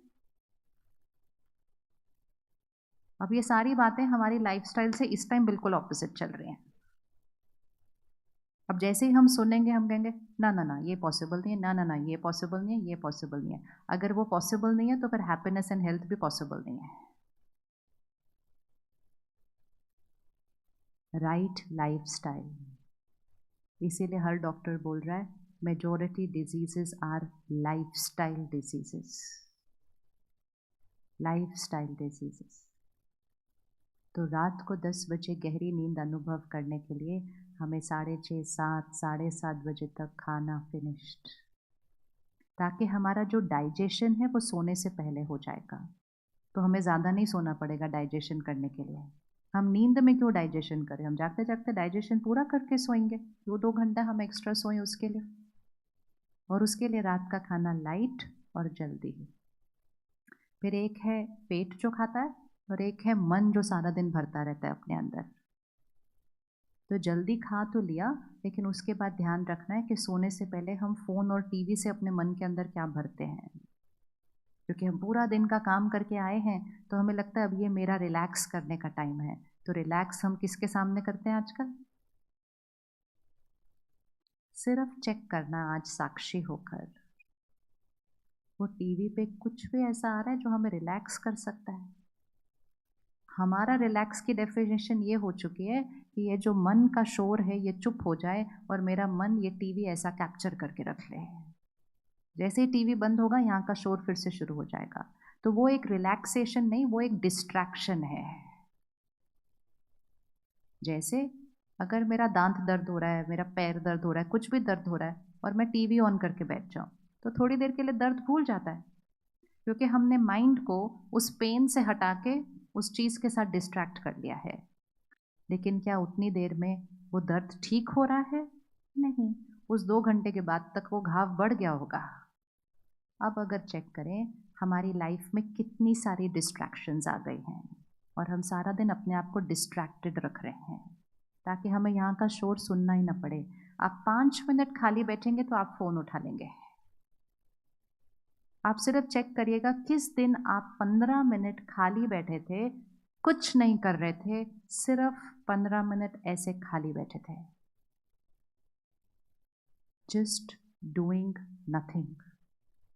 कर सकते हैं 15 मिनट खाली बिना कुछ किए, बिना इधर उधर ऐसे कुछ किए। रोड पर देखना 30 सेकंड का रेड सिग्नल होता है, उतनी देर में भी लोग फ़ोन चेक करते हैं। 30 सेकंड नहीं खाली बैठते रेड सिग्नल पे। फिर कहते हैं मन की शक्ति क्यों घट रही है, उसको सारा दिन तो ऐसे हिलाते रहते हैं, उसको स्थिर तो रहने नहीं दे रहे। और फिर कह रहे हैं आज के बच्चे इतने हाइपर क्यों हो गए। हाइपर पेरेंट्स के बच्चे कैसे होंगे? हाइपर पेरेंट्स के बच्चे कैसे होंगे? हाइपर पेरेंट्स के बच्चे ओवर हाइपर होंगे, क्योंकि जब वो हमारे गर्भ में थे हम तब हाइपर थे। तो वो तो बचपन से ही वो संस्कार लेकर आ रहे हैं, उनकी तो कोई गलती भी नहीं है। हमने ध्यान ही नहीं दिया उस समय पर। हम कहानी सुनते हैं, अभिमन्यु ने गर्भ में सुन लिया और फिर जब वो अभिमन्यु 14-15 साल का था उस तब पे भी उसको याद था कि वो चक्रव्यूह में कैसे घुसना है। वो सिर्फ एक कहानी नहीं, वो एक सीख थी। और वो सीख ये थी कि गर्भ में बैठी हुई आत्मा हर चीज अब्सॉर्ब कर रही है, सोच, शब्द, माहौल, हर चीज वो आत्मा गर्भ में अब्सॉर्ब कर रही है। और इसलिए जब हम सब पैदा होने वाले थे तो हमारे पेरेंट्स काफी ध्यान रखते थे। तो हमारी मम्मीज़ को क्या कहा जाता था, देवी देवताओं की फ़ोटो देखो, श्री कृष्ण की फ़ोटो देखोगे तो वैसा बच्चा आएगा। अब आजकल की मम्मीज़ किसकी फ़ोटो देख रही हैं? अभी वो नाम नहीं लेंगे हम किसी का, लेकिन फिर जिसकी फ़ोटो देखेंगे वो संस्कार ही जागृत होंगे। फिर वैसे ही then why blame the children? बच्चों पर क्यों क्वेश्चन मार्क? क्यों क्वेश्चन मार्क? क्योंकि हम हाइपर हैं, वो संस्कार वो लेकर आएंगे और फिर जब वो बड़े हो रहे हैं तब भी हम कुछ नहीं कर रहे उनको सशक्त बनाने के लिए, और उसका रिजल्ट फिर कई सालों के बाद मेंटल हेल्थ इशू के रूप में आता है। तो इम्पोर्टेंट है कि रात को सोने से पहले हम क्या रिलैक्स करने के लिए कंज्यूम कर रहे हैं उस पर अटेंशन रखें। वो चीज़ हमें रिलैक्स करे, हमें हाइपर ना करे। हमें डिस्ट्रैक्शन नहीं, हमें रिलैक्सेशन चाहिए। हमें डिस्ट्रैक्शन नहीं, हमें एनर्जाइजिंग चाहिए। हम पूरे दिन में इतना सारा काम करके आए हैं, आत्मा की शक्ति को कंज्यूम किया है इतना सारा, तो रात को सोने से पहले आत्मा की शक्ति को बढ़ाकर सोना है। वो ऐसा कंटेंट कंज्यूम करके घटाकर थोड़ी सोना है। वो सीरियल जो घर को तोड़ रहे हैं वो थोड़ी देखने हैं रात को सोने से पहले। हमें लगता है वो एंटरटेनमेंट है, वो शब्द गूंज रहे हैं हमारे घरों में रोज और हम उनसे एडिक्टेड होते गए हैं। कोई घर टूटने वाले सीरियल चल रहे हैं तो कोई क्राइम के सीरियल चल रहे हैं, कोई किसी का मजाक उड़ाने वाले सीरियल चल रहे हैं। इसमें शुद्धता कहाँ है, पवित्रता कहाँ है, सात्विकता कहाँ है? तो घर में कहाँ से आएगी वो वातावरण के अंदर? तो कंटेंट हमारा संस्कार बनाता है। और ये बहुत अटेंशन रखिएगा, क्योंकि जब तक आप अपना कंटेंट चेंज नहीं करेंगे आप बच्चों पर प्रभाव नहीं डाल पाएंगे। जो हम सुनते हैं, पढ़ते हैं, देखते हैं, वो हम बनते हैं। We are what we watch, read, listen. तो 25 साल पहले हमारे लिए सहज इसलिए था क्योंकि ये सब था ही नहीं। ऐसे नहीं कि हम बहुत कुछ अलग थे, इट्स जस्ट दैट ये सब था नहीं। तो हमारे लिए कंटेंट क्या था? हमारे पेरेंट्स, हमारे टीचर्स, हमारी स्कूल की लाइब्रेरी की अच्छी किताबें, और घर में आने वाली एक अखबार, दैट वाज कंटेंट। और आज एक बच्चे के सामने कितना कंटेंट है। तो अगर हमारे कंटेंट में काम, क्रोध, लोभ, मोह, अहंकार, ईर्ष्या, द्वेष, नफरत, हिंसा, ये सब कुछ है, तो वो हमारे संस्कारों में है। तो क्या हम अपने कंटेंट का व्रत कर सकते हैं? थोड़ा कर सकते हैं, नहीं कर सकते? कर सकते हैं। कौन रेडी है करने के लिए? अगली बार आप जो सुनेंगे, पढ़ेंगे, देखेंगे, सिर्फ चेक करना इसकी वाइब्रेशन क्या है, और सिर्फ अपने को याद दिलाना ये जो हम कंज्यूम कर रहे हैं ये हमारे संस्कार बन रहे हैं। कंटेंट इज इक्वल टू संस्कार, संस्कार इज इक्वल टू कर्म, कर्म इज इक्वल टू भाग्य। तो कंटेंट से सीधा डेस्टिनी बनती है। कंटेंट एंटरटेनमेंट नहीं, डेस्टिनी है, भाग्य है। उसको टाइम पास समझ के कंज्यूम नहीं करना, संस्कार बन रहे हैं और संस्कार से भाग्य बन रहा है। तो दिन की शुरुआत और दिन का अंत, एटलीस्ट ये दो टाइम पे कंटेंट का ध्यान रखिएगा, क्योंकि इस दो समय पर जो कंटेंट कंज्यूम किया वो यहाँ नहीं, वो डीप डाउन जाएगा, डीप डाउन जाएगा सबकॉन्शियस के अंदर। लेकिन हम रात को सोने से पहले टीवी देख रहे होते हैं, फिर इतना सब देख के फिर दुनिया की खबरें देखते हैं रात को सोने से पहले, और सब कुछ देखने के बाद जब बेड पर अपने आते हैं फिर अपना फ़ोन देखते हैं और फिर सो जाते हैं। तो फिर शरीर सोता है, मन के अंदर शोर होता है। सोने से पहले 1 घंटा पहले, एक्चुअली 2 घंटे, बट कम से कम 1 घंटा पहले अपने काम की कम्युनिकेशन से डिस्कनेक्ट करिएगा। जब टेक्नोलॉजी नहीं थी तो जब हम घर आते थे, मतलब हमारे पेरेंट्स घर आते थे, तो वो किसी भी तरह से अपने काम से कनेक्ट नहीं हो पाते थे क्योंकि फ़ोन था नहीं। तो उनके मन को रोज़ 12 घंटे का आराम मिलता था, रात के 8 से सुबह के 8 तक। हर संडे को आराम मिलता था, हर त्योहार को आराम मिलता था, और इसीलिए तब ऐसी बीमारियां नहीं थी। अभी सारी जो मेजॉरिटी इश्यूज़ हैं वो एक थके हुए मन की वजह से हैं, इसको आराम नहीं मिलता है। तो रात को सोने से पहले के 1-2 घंटे अपने काम से डिस्कनेक्ट कीजिए। सोने तक ईमेल, मैसेज, बिजनेस कॉल, फिर रात को सिर्फ शरीर सोएगा, मन को नींद नहीं आएगी, वो काम ही करेगा नींद के अंदर भी। कौन कौन रेडी? 1 घंटा कम से कम, एक एक्चुअली आइडियली 2, क्योंकि इसको टाइम लगता है ये फाइल्स को शट डाउन होने के लिए। यहाँ पर सारी प्रोसेसिंग होनी पड़ती है। जैसे खाने को डाइजेस्ट होने में 2-2.5 घंटे लगते हैं, ये सारी इन्फॉर्मेशन पूरे दिन का जो शोर है ना, इसको भी सेटल होने में टाइम लगता है। तो काम से डिस्कनेक्ट करें, फिर कंटेंट का ध्यान रखें रात को सोने से पहले, और फिर सोने से पहले का 15 मिनट अपने लिए रखें, और 15 मिनट में बहुत शुद्ध हाई वाइब्रेशन वर्ड्स को अपने मन चित्त पर डालें। वो है स्पिरिचुअलिटी, वो है ज्ञान। नहीं तो हम जो कंटेंट कंज्यूम कर रहे हैं उसमें काम, क्रोध, लोभ, मोह, अहंकार है। जब हम स्पिरिचुअल स्टडी करते हैं सोने से पहले, तो उसमें पवित्रता है, उसमें विश्वास है, उसमें सम्मान है, उसमें एक्सेप्टेंस है, उसमें फॉरगिवनेस है, उसमें प्यार है, निस्वार्थ प्यार है। नेगेटिव कंटेंट में अटैचमेंट है, प्योर कंटेंट में लव है, दोनों में फ़र्क है। तो कम से कम सोने से 15 मिनट पहले, वो बहुत इम्पोर्टेंट समय होता है हाई एनर्जी वर्ड्स यहाँ डालने का। सोने से पहले, सोने से 15 मिनट पहले समय अपना रखिए और बहुत प्योर कंटेंट इस पर डालकर फिर सोइए। मेडिटेशन सीखेंगे, कल से हर सेंटर पर मेडिटेशन का प्रोग्राम रखा है, 3 दिन का, 1 घंटे का। 5-10 मिनट सोने से पहले आप मेडिटेशन कीजिए सीखने के बाद। तो उससे क्या होगा, सारा दिन के जो दाग लगे होंगे वो साफ हो जाएंगे, मन साइलेंट हो जाएगा, बहुत श्रेष्ठ संकल्पों का चिंतन होगा, और फिर श्रेष्ठ संकल्प का चिंतन करके जब हम सोएंगे तो सारी रात वो प्योर हाई वाइब्रेशनल एनर्जी मन और बॉडी की हीलिंग करेगी। सिर्फ मन स्ट्रांग नहीं होगा, बॉडी हेल्दी होगी। सात्विक खाना खाएंगे, सात्विक कंटेंट कंज्यूम करेंगे, फिर मेडिटेशन करके सोएंगे, आपको शरीर के ध्यान के बारे में भी सोचना नहीं पड़ेगा। कर सकते हैं छोटी सी चीज़ 15 मिनट अपने लिए। कौन रख सकता है अपने लिए 15 मिनट? कितना ईजी है ना। ऐसे ऐसे ऐसे ऐसे करने की जगह 15 मिनट इसको एनर्जाइज करके सोते हैं, क्योंकि वो 15 मिनट नहीं है, वो 15 मिनट अगले 6-7 घंटे का इन्फ्लुएंस है। द लास्ट लेयर जो यहाँ पे डलेगी वो सबकॉन्शियस में जाएगी। वो 15 मिनट नहीं है, वो अगले 6-7 घंटे माइंड और बॉडी की एनर्जी का इन्फ्लुएंस है। और फिर सुबह उठते ही सबसे पहला एक नियम बना लें कि 1 घंटा फ़ोन से हम दुनिया को नहीं देखेंगे।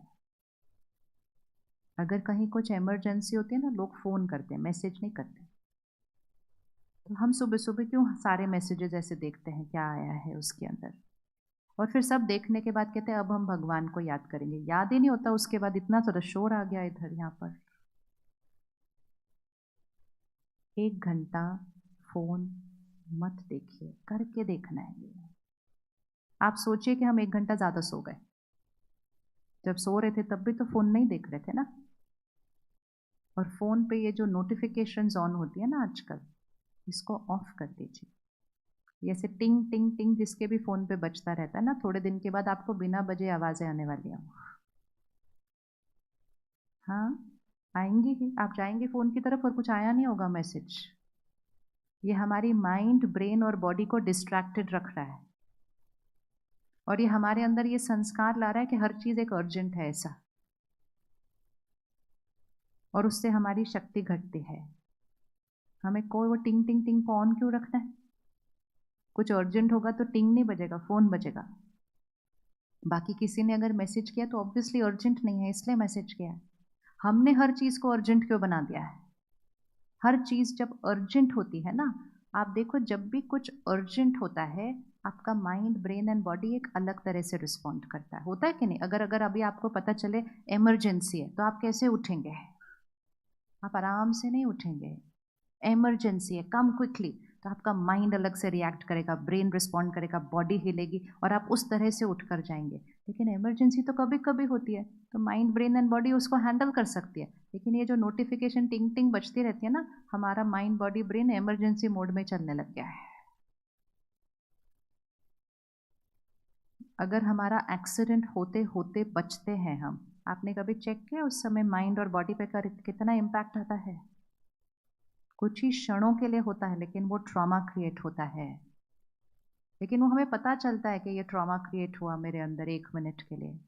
लेकिन जब हम जीवन जीने का तरीका ही वो बना लेते हैं, हमें पता भी नहीं चलता हम कितनी बार वो ट्रॉमा क्रिएट कर रहे हैं इस माइंड और बॉडी में।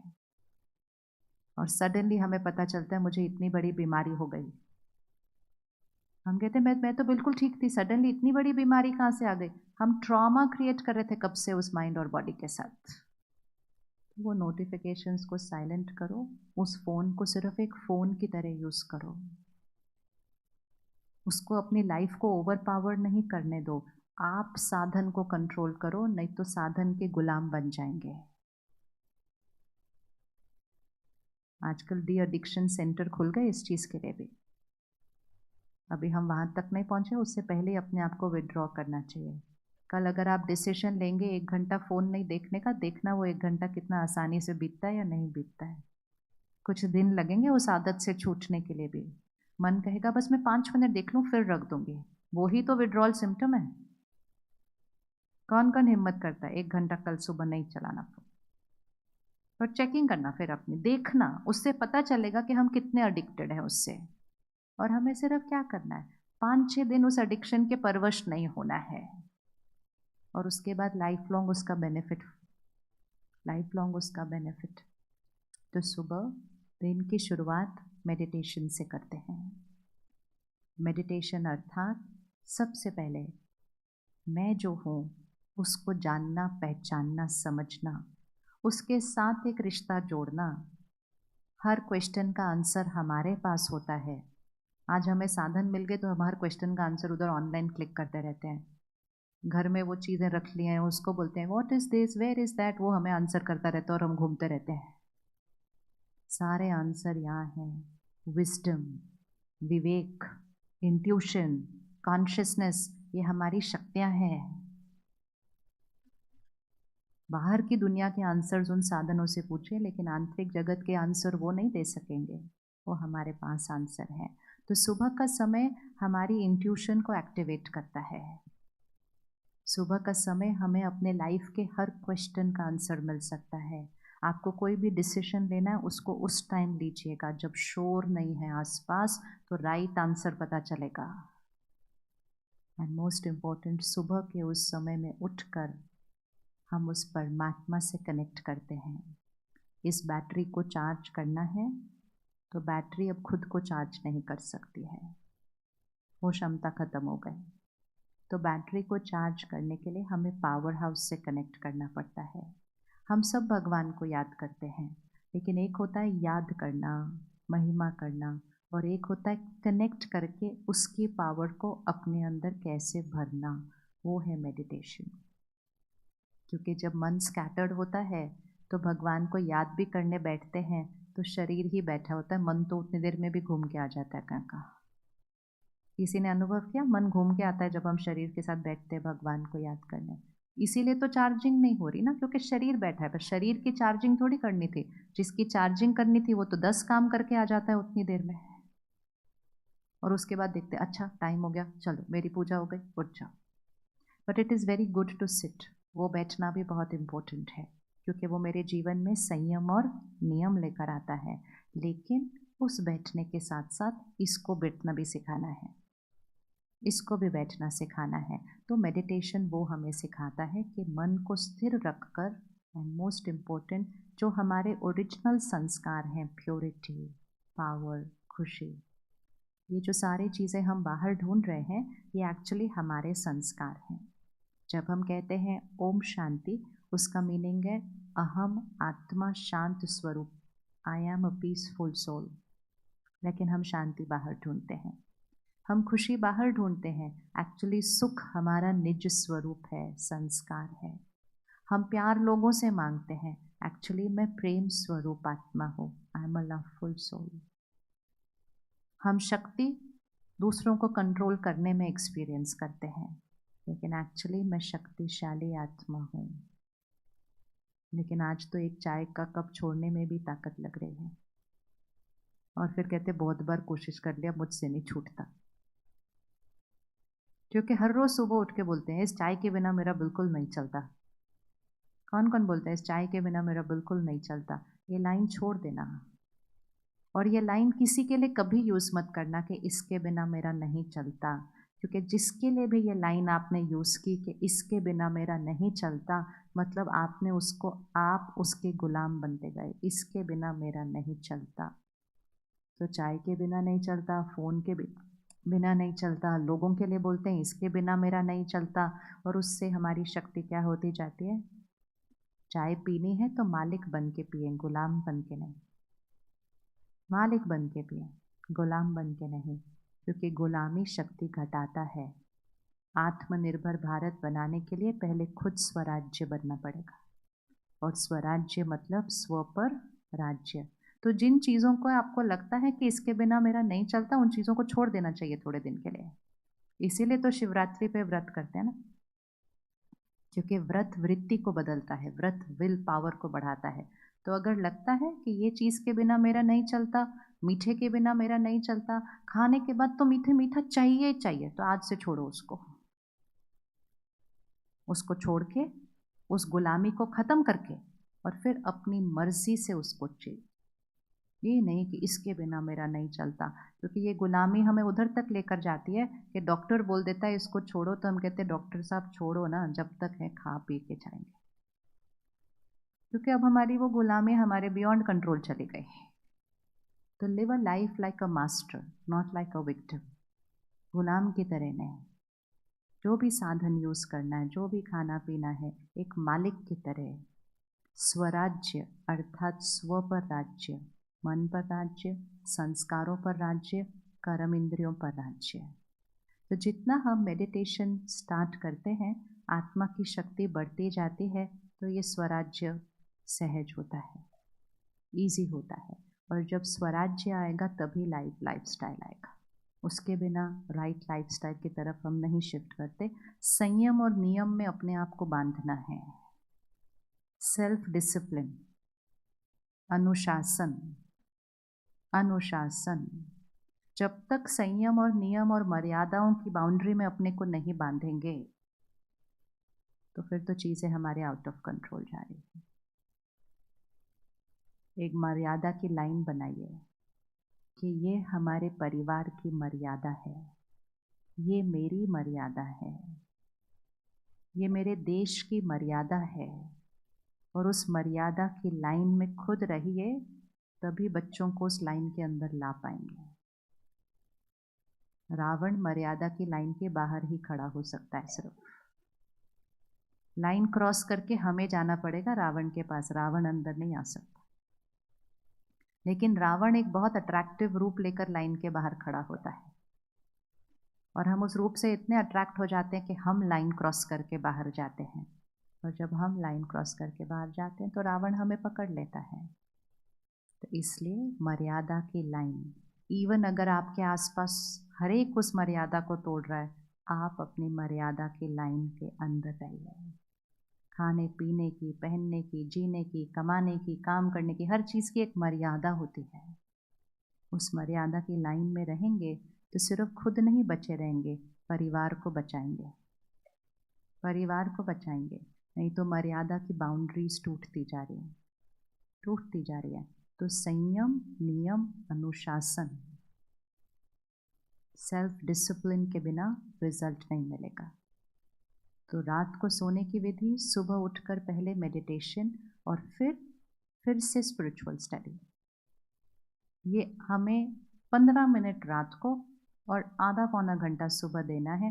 टोटल 1 घंटा देना है उस डायमंड का ध्यान रखने के लिए, बाकी 23 घंटे डब्बे के लिए।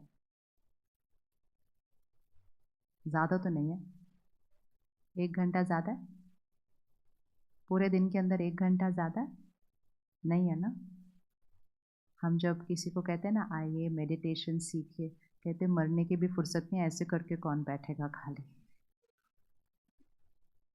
ये भ्रांतियाँ कि हमें बाहर की दुनिया में इतना काम है तो हम यहाँ का ध्यान रखने के लिए कैसे बैठ सकते हैं।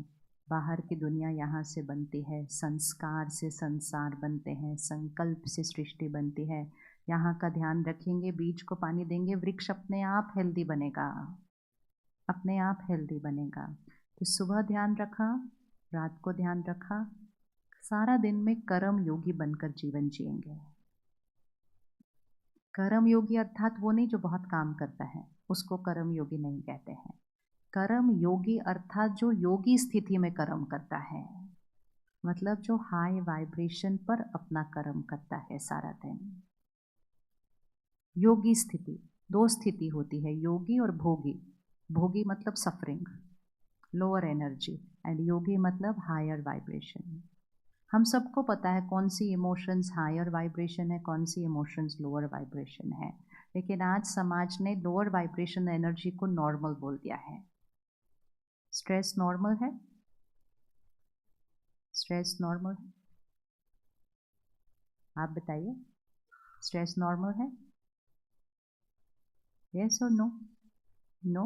आप यहाँ से बाहर जाइएगा और किसी को भी मिलिएगा और बोलना मुझे कभी स्ट्रेस नहीं होता, तो आपकी तरफ ऐसे देखेगा, आप नॉर्मल नहीं। इतना नॉर्मल बना दिया दुनिया ने उसको।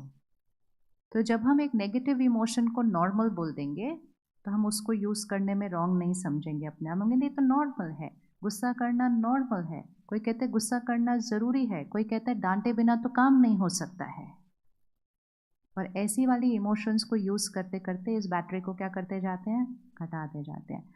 जल्दी से बताइएगा कौन सी इमोशन से ये बैटरी घटती होगी सारा दिन में? 1 स्ट्रेस, दूसरा गुस्सा, और कोई? ईर्ष्या, वेरी गुड, जेलेसी, और हेट्रेड, नफरत। ओ, और एक्सपेक्टेशन से भी बैटरी घटती है, बहुत ज़्यादा घटती है, वेरी गुड। और हाँ जी, कंपैरिजन से भी बैटरी घटती है। देखा, आपको पहले ही बोला था हर आत्मा ज्ञानी तो आत्मा है। ज्ञान हमारा निज संस्कार है, उस 7 संस्कारों में एक संस्कार ज्ञान है। पवित्रता, शांति, सुख, शक्ति, प्यार, ज्ञान, आनंद, ये हर आत्मा के 7 संस्कार हैं। इसीलिए कहा जाता है सतो गुणी आत्मा। हर आत्मा ये 7 गुणों की बनी हुई है। लेकिन अब हम अपने आप से पूछें, जब हमें पता है कि ये संस्कार बैटरी को कम करते हैं, फिर हमने इन संस्कारों को नॉर्मल बोल के ये संस्कारों को क्यों यूज़ करते हैं हम सारा दिन? तो मेडिटेशन क्या करेगा, जो ऑपोजिट संस्कार बन गए हैं उनको घटाता जाएगा, सिर्फ सिंपल तरीके से इन 7 संस्कारों को इमर्ज करते हुए, ज़्यादा यूज़ करते हुए। जैसे किचन में एक शेल्फ होता है, उसमें बहुत सारी शीशियाँ हैं। वो शीशियाँ जो हर सब्जी में डलती हैं, तो नमक है, हल्दी है, मिर्ची है, ये सब है। तो वो सारी शीशियाँ जो रोज़ यूज़ होती हैं वो आगे होती हैं, और कुछ शीशियाँ होती हैं जो कभी कभी यूज़ होती हैं वो पीछे होती हैं।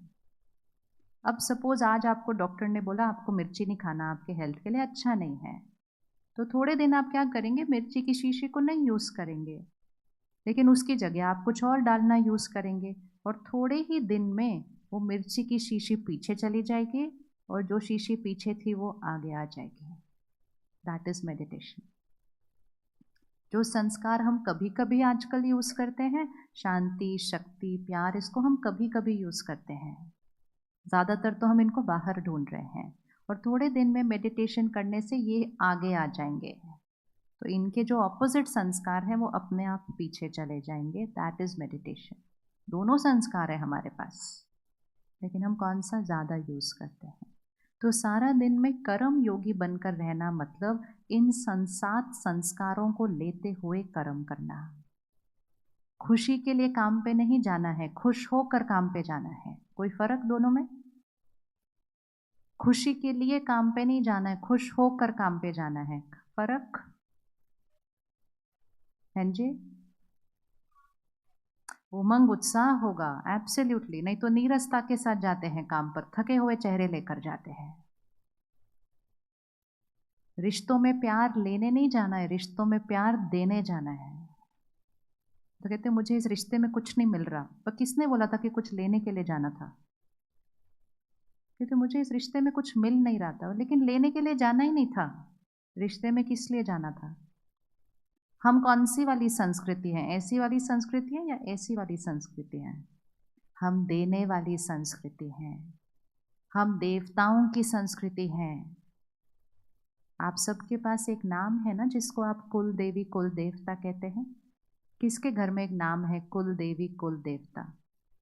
कुल देवी कुल देवता का मीनिंग क्या शब्द का? कुल देवी कुल देवता, इस शब्द का मीनिंग क्या? मतलब हम उनके कुल के बिलोंग करते हैं। मतलब हम किसके कुल को बिलोंग करते हैं? मतलब हम किसके कुल को बिलोंग करते हैं? हम देवी देवताओं के कुल को बिलोंग करते हैं, और देवी देवता मतलब क्या? देने वाला।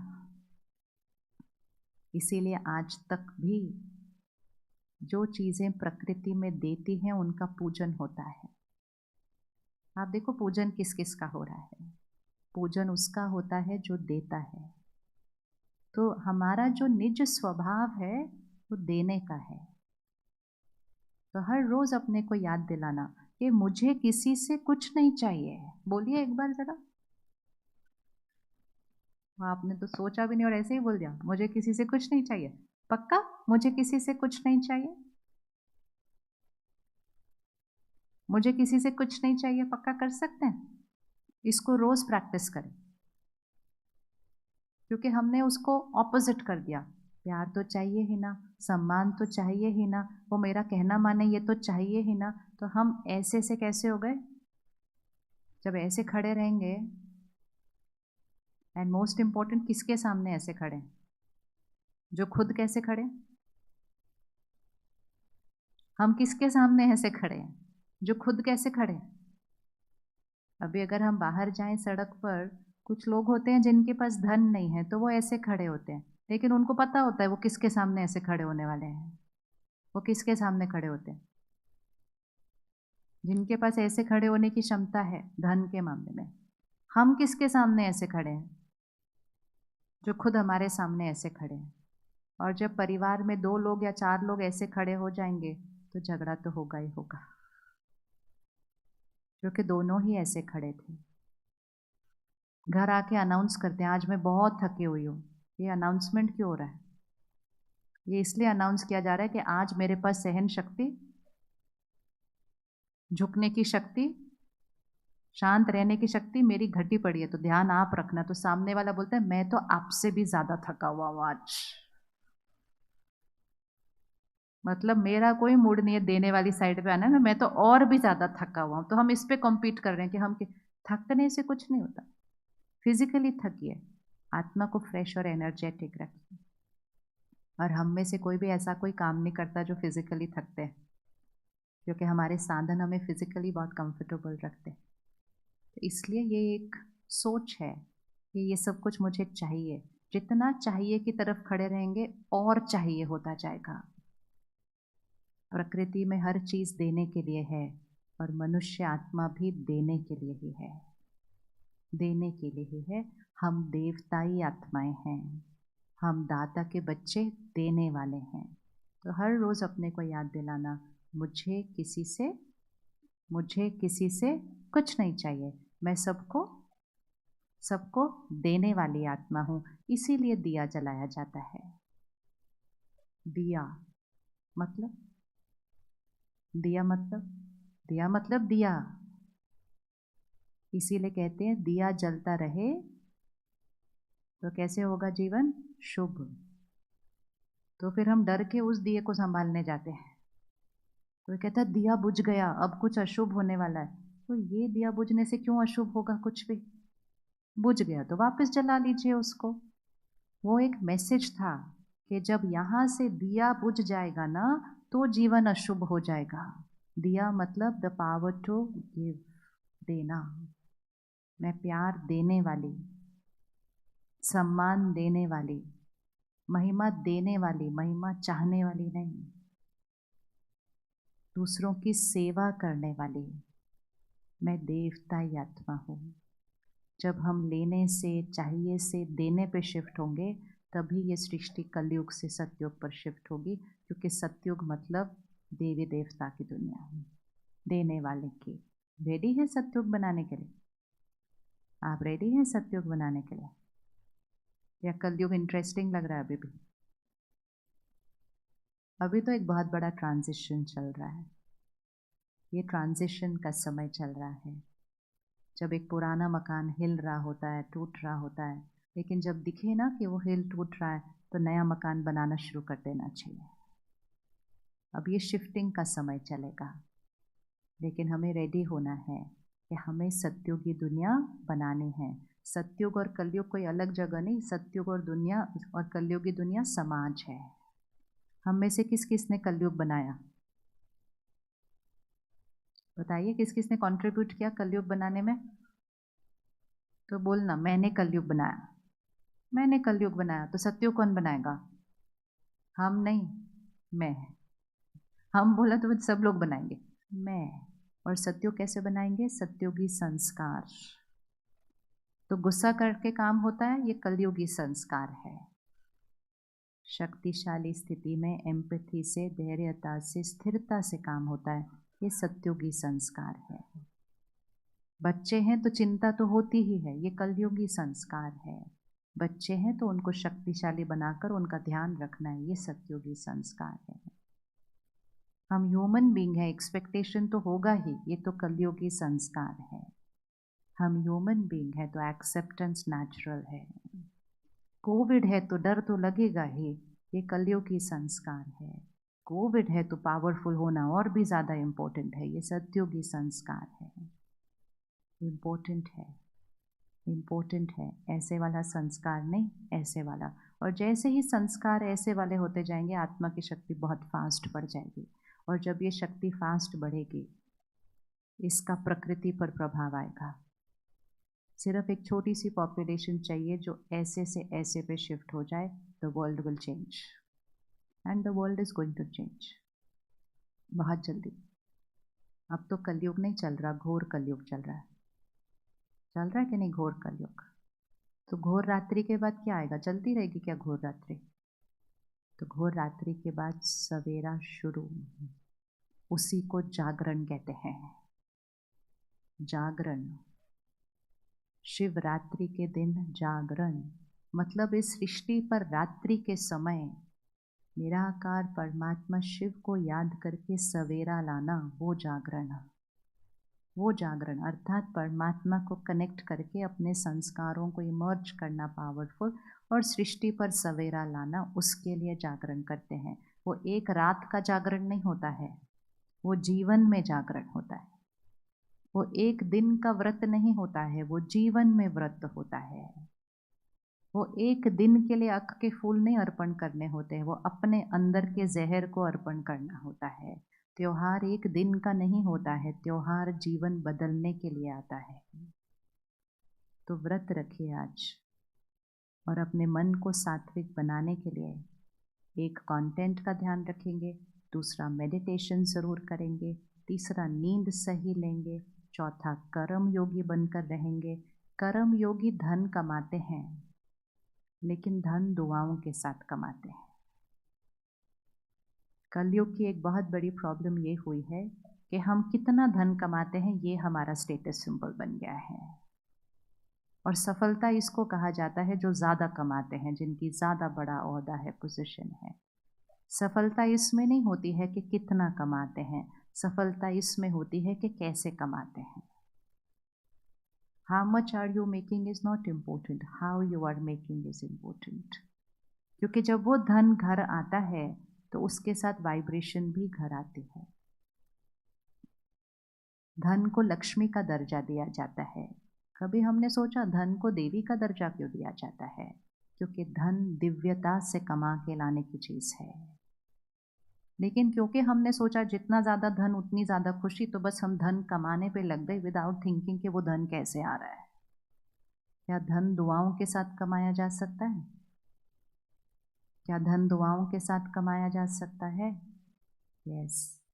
तो ध्यान रखिएगा, अगर हम कहीं काम करते हैं तो हमें ध्यान रखना है कि हम कितनी ऑथेंटिसिटी से, कितनी सिंसियरिटी से, कितने एथिकली, और जितना हमसे अपेक्षा रखी जाती है उससे ज़्यादा हम काम करें, और काम करते हुए दूसरों को सुख दें। जो हम काम करेंगे उससे धन कमाएंगे, जो दूसरों की सेवा और सुख देंगे उससे दुआएं कमाएंगे। अगर हमारा अपना काम है, मतलब हमारा अपना बिजनेस है, तो और भी ज़्यादा ध्यान रखें, क्योंकि हमने सोचा बिजनेस मतलब मुझे कमाना है, बिजनेस मतलब मुझे लोगों की सेवा करनी है, मुझे सेवा करनी है। अपने से ज़्यादा दूसरे का ध्यान रखें, अपने बेनिफिट से पहले दूसरे का बेनिफिट सोचिए। दुआएं कमाएंगे, कमाएंगे या नहीं कमाएंगे? आप अगर फल लेने गए और किसी ने 4 अच्छे फल में एक थोड़ा सा सड़ा हुआ एप्पल डाल दिया, तो वो उस दिन आपसे क्या कमाता है? क्या कमाता है वो उस दिन? उस दिन पैसे तो कमा लिया उसने, लेकिन आपसे कुछ नेगेटिव एनर्जी जाएगी या नहीं जाएगी? उसको जाएगी ना। लेकिन अगर उस दिन किसी फल वाले ने आपको कहा नहीं आप मुझसे मत लीजिए, आज ना मेरे पास फ्रेश नहीं है, आप सामने वाली दुकान से लीजिए, उस दिन वो आपसे क्या कमाता है? दुआएं कमाता है ना। लेकिन उस दिन उसने धन नहीं कमाया, लेकिन उस दिन उसने क्या कमाया? दुआएं कमाई। ये एक नियम है, ये एक सिद्धांत है, इसको करके देखिएगा। जो धन कमाते हैं वो ज़रूरी नहीं है दुआएं कमाते हैं, लेकिन जो दुआएं कमाते हैं वो अपनी क्षमता से ज़्यादा धन कमाएंगे, ये निश्चित है। ये निश्चित है, ये सिर्फ करके देखना है, क्योंकि दुआ इतनी बड़ी शक्ति होती है कि वो आपको पुश देकर बहुत आगे ले जाती है, जितना आगे आपने कभी सोचा भी नहीं था। लेकिन वो हिम्मत रखनी है कि मुझे सिर्फ अपने बेनिफिट के लिए नहीं जीना है, मुझे दूसरों को सुख देने के लिए काम करना है। बिजनेस दूसरों की सेवा के लिए होता है, बिजनेस अपनी प्रॉस्पेरिटी के लिए नहीं होता है। अपनी प्रॉस्पेरिटी उसमें अपने आप समाई हुई है, लेकिन इंटेंशन उसका दूसरों की सेवा और सुख देने के लिए। सेवा सिर्फ वो नहीं होती है जिसमें पैसे नहीं कमाए जाते, जो चैरिटी है। सेवा मतलब हम जो कर रहे हैं वो सेवा है। अगर आप अपने बच्चों की भी परवरिश कर रहे हैं, उसको सेवा भाव से कीजिए कि हम इनकी सेवा कर रहे हैं। सेवा और काम में क्या फ़र्क होता है? सेवा और काम में क्या फ़र्क होता है?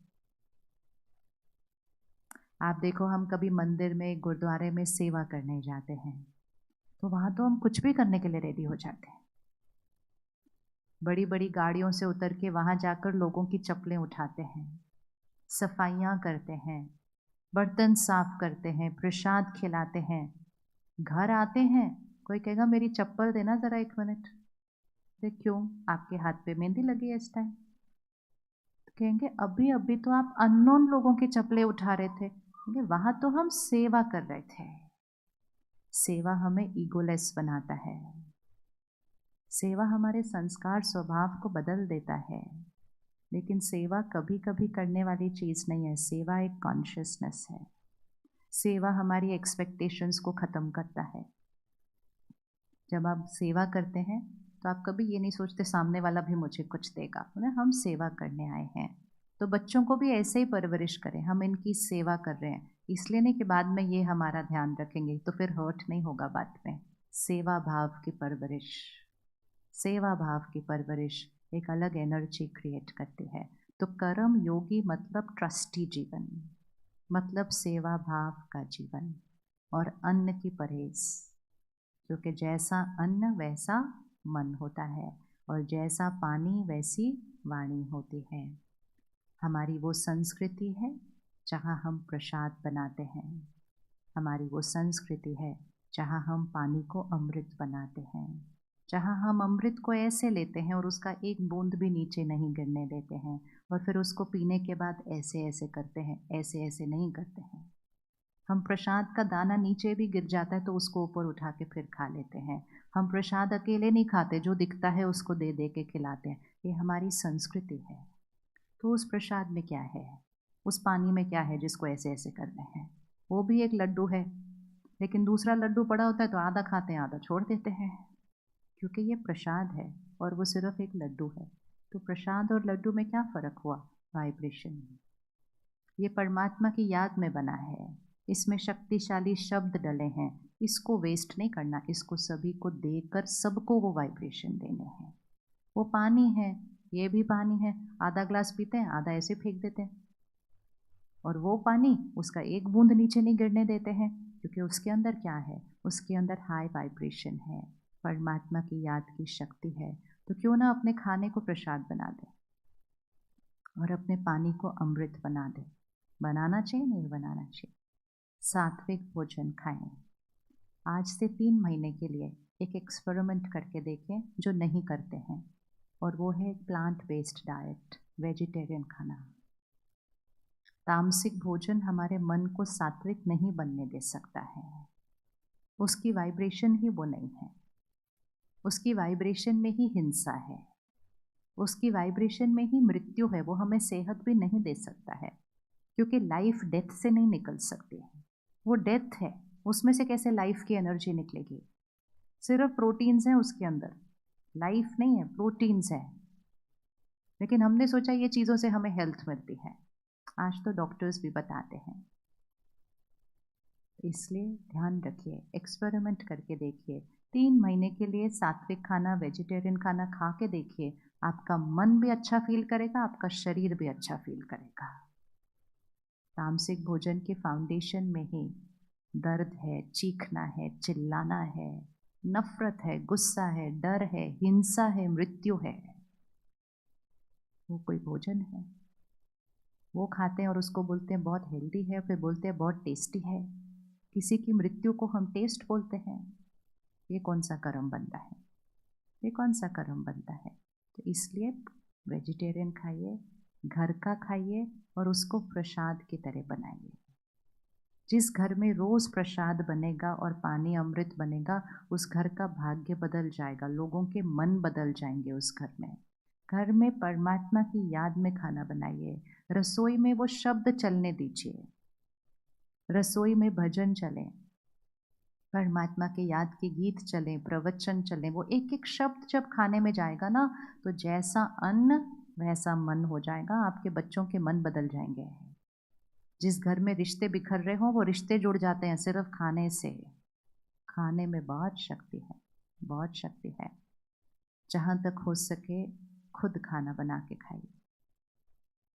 आजकल हम खरीद के खाना बहुत खाते हैं, वो भी एक बहुत बड़ा कारण है आत्मिक शक्ति घटाने का, बहुत बड़ा कारण है।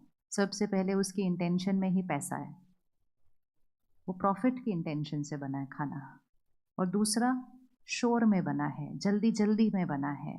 जहाँ इतना ज़्यादा खाना बनता है आराम से नहीं बन सकता कभी भी, जल्दी जल्दी जल्दी जल्दी। तो हरिड हरिड हरिड की एनर्जी वाला खाना खाते हैं ना, सारा दिन भी हरिड हरिड ही है।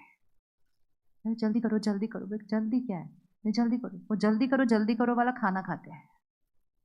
और फिर किस धन से वो जगह चलती है, किस तरह का धन वहाँ कमाया जाता है, कौन खाना बना रहा है, किस स्थिति में खाना बना रहा है, उसके संस्कार क्या है, आज उसका मूड क्या है, और वहाँ का वातावरण क्या है, वो सारी चीज़ हम खाने के साथ अब्जॉर्ब करते हैं। किसी भी दिन अगर आपका बिना वजह मन परेशान है या आपको चिंता हो रही है, आप सिर्फ चेक करना आपने आज किसके हाथ का खाना खाया था। खाने का असर 1 घंटे के अंदर अंदर हमारे मन पर हो जाता है। इसीलिए प्रसाद इतना इम्पोर्टेंट है, क्योंकि प्रसाद मन को सुकून देता है, शक्ति देता है। तो घर का खाना खाइए, घर में खुद प्यार से बनाइए, अच्छे मनोस्थिति में बनाइए, परमात्मा की याद में बनाइए, उसको प्रसाद कहते हैं। और फिर उसको प्रसाद की तरह ग्रहण कीजिए। प्रसाद खाते समय फ़ोन और टीवी नहीं देखते, वो संस्कार को घर में चेंज कीजिए और परमात्मा को शुक्रिया करके उस प्रसाद को ग्रहण कीजिए। जैसा अन्न वैसा मन, जैसा पानी वैसी वाणी। छोटा सा परिवर्तन बहुत बड़े बड़े बदलाव लाता है। जितनी कॉम्प्लिकेशंस आज हमारे जीवन में हो गई हैं, उस सारी कॉम्प्लिकेशंस को ठीक करने के लिए कुछ बहुत बड़ा नहीं करना है, बहुत छोटा सा चेंज लाना है। बहुत छोटा सा चेंज बहुत बड़े रिजल्ट्स लेकर आएगा। तो कल से आपको एक, जब आप यहाँ से बाहर चलेंगे, एक पैम्फलेट मिलेगा प्रसाद के साथ। बहनों ने आप सबके लिए साइलेंस में और मेडिटेशन में प्रसाद बनाया है, तो उसको लेते हुए ज़रूर चलिएगा। और उसके साथ एक पैम्फलेट होगा, उस पैम्फलेट पे आपके शहर के सेंटर के एड्रेस दिए होंगे। और हर सेंटर पर कल से 3 दिन के लिए 1 घंटा राजयोग मेडिटेशन सिखाया जाएगा। ये एक बहुत बड़ी भ्रांति है कि मेडिटेशन करना बहुत मुश्किल होता है। तो सबसे इजी चीज़ है, छोटे छोटे बच्चे भी करते हैं, छोटे छोटे बच्चे भी आते हैं सेंटर पर करते हैं, तो इसलिए बहुत इजी है। तो कल से 3 घंटा निकालिए, मंडे ट्यूसडे वेडनेसडे 1 घंटा रोज़। 2 टाइम रखे हैं, एक सुबह 8 से 9 और दूसरा शाम को 6 से 7। दोनों में से जो टाइम आपको सूट करे, सुबह 8 से 9 या शाम को 6 से 7। कौन कौन निकालने के लिए रेडी है ये 1 घंटा 3 दिन के लिए? तो पैम्फलेट पे सेंटर का एड्रेस दिया, जो सेंटर आपको सबसे नज़दीक पड़ता है, और ये दोनों में से जो टाइम आपको सूट करता है। और अगर बाई चांस आपको ये दोनों टाइम सूट नहीं करते हैं, तो आपको जो टाइम सूट करता है, इससे ज़्यादा इजी कुछ हो सकता है? और अगर आपको बाई चांस ये 3 दिन नहीं सूट करते हैं, तो आपको जो दिन जो टाइम सूट करता है, इससे ज़्यादा इजी कुछ हो सकता है? नहीं। और उसके लिए कोई कॉस्ट नहीं है। तो अभी हमें करना क्या है, और हमें सिर्फ अपना थोड़ा सा समय निकालना है और शक्ति बढ़ानी है, और शक्ति बढ़ाकर दिया बनकर सबको शक्ति देनी है। और सबसे ज़्यादा ज़रूरत उसको हर घर के बच्चों की है, बहुत ज़्यादा ज़रूरत है। आने वाला समय इनके लिए ईजी नहीं होगा अगर हमने अभी से उनको स्ट्रेंथन नहीं किया है। तो it is our moral responsibility कि खुद को सशक्त बनाकर हम उनको शक्तिशाली बनाएंगे। आइए 1 मिनट साइलेंस में बैठेंगे।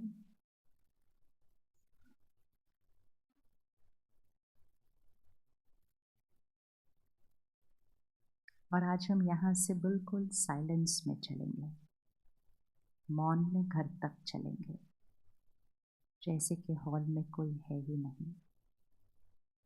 हर रोज़ सुबह या जो भी समय ठीक लगे, कुछ देर के लिए मौन रखें। शक्ति बढ़ाता है, शब्दों पर संयम लाता है,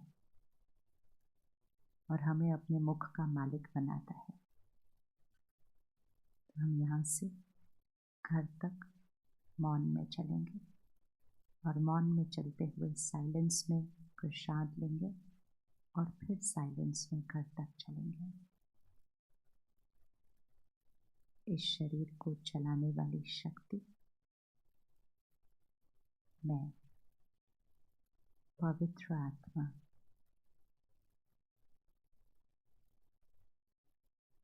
संयम और नियम की मर्यादा में चलने वाली आत्मा अपने घर का दिया सबको सुख देने वाली आत्मा मुझे किसी से कुछ नहीं चाहिए।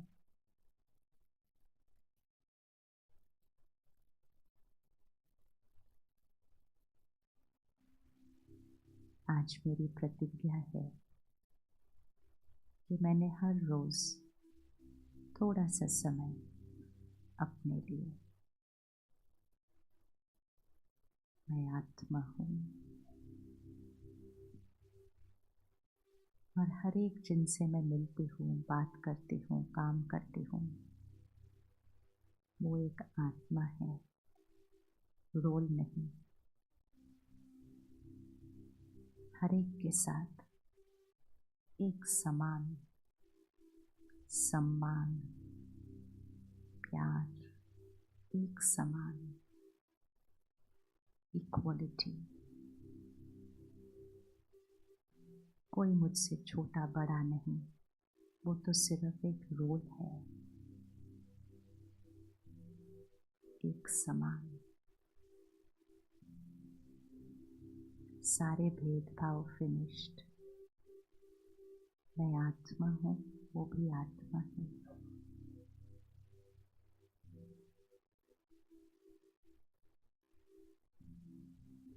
बार बार व्यवहार को बदलना नहीं।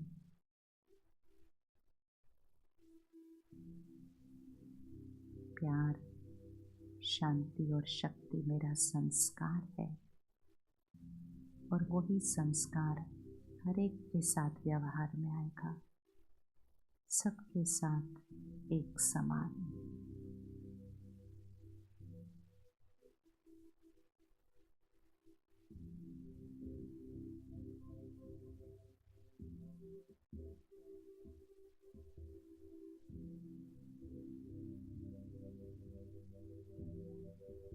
मैं डायमंड हूँ, फ्लॉलेस डायमंड, बेदाग हीरा। अपनी लाइट और शक्ति सबको देने वाली।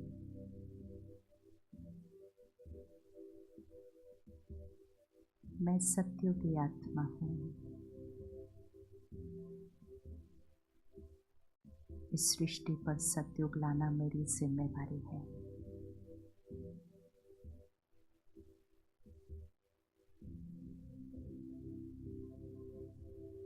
सात्विक अन्न,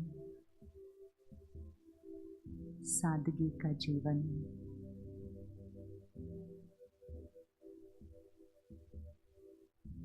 प्रकृति का सम्मान मेरी जिम्मेदारी है।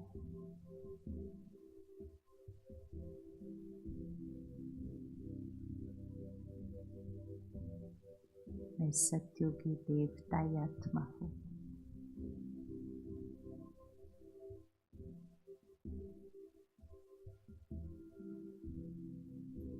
कल से मैं 1 घंटे का समय निकालती हूँ इस शक्ति को अपना नेचुरल स्वभाव बनाने के लिए। सर्वशक्तिवान परमात्मा की शक्ति को अपने अंदर भर के खुद को सशक्त करने के लिए।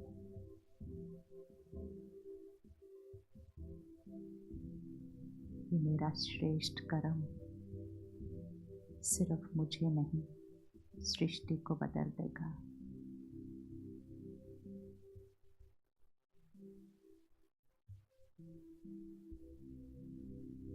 अगले 15 मिनट हम मौन में रहेंगे जब तक हम घर नहीं पहुंचते। जैसे जैसे बताया जाएगा वैसे ही उठेंगे, मौन में उठेंगे। जो भाई बहनें नीचे बैठे हैं वो पहले उठेंगे, जो नीचे सीढ़ी पर बैठे हैं वो पहले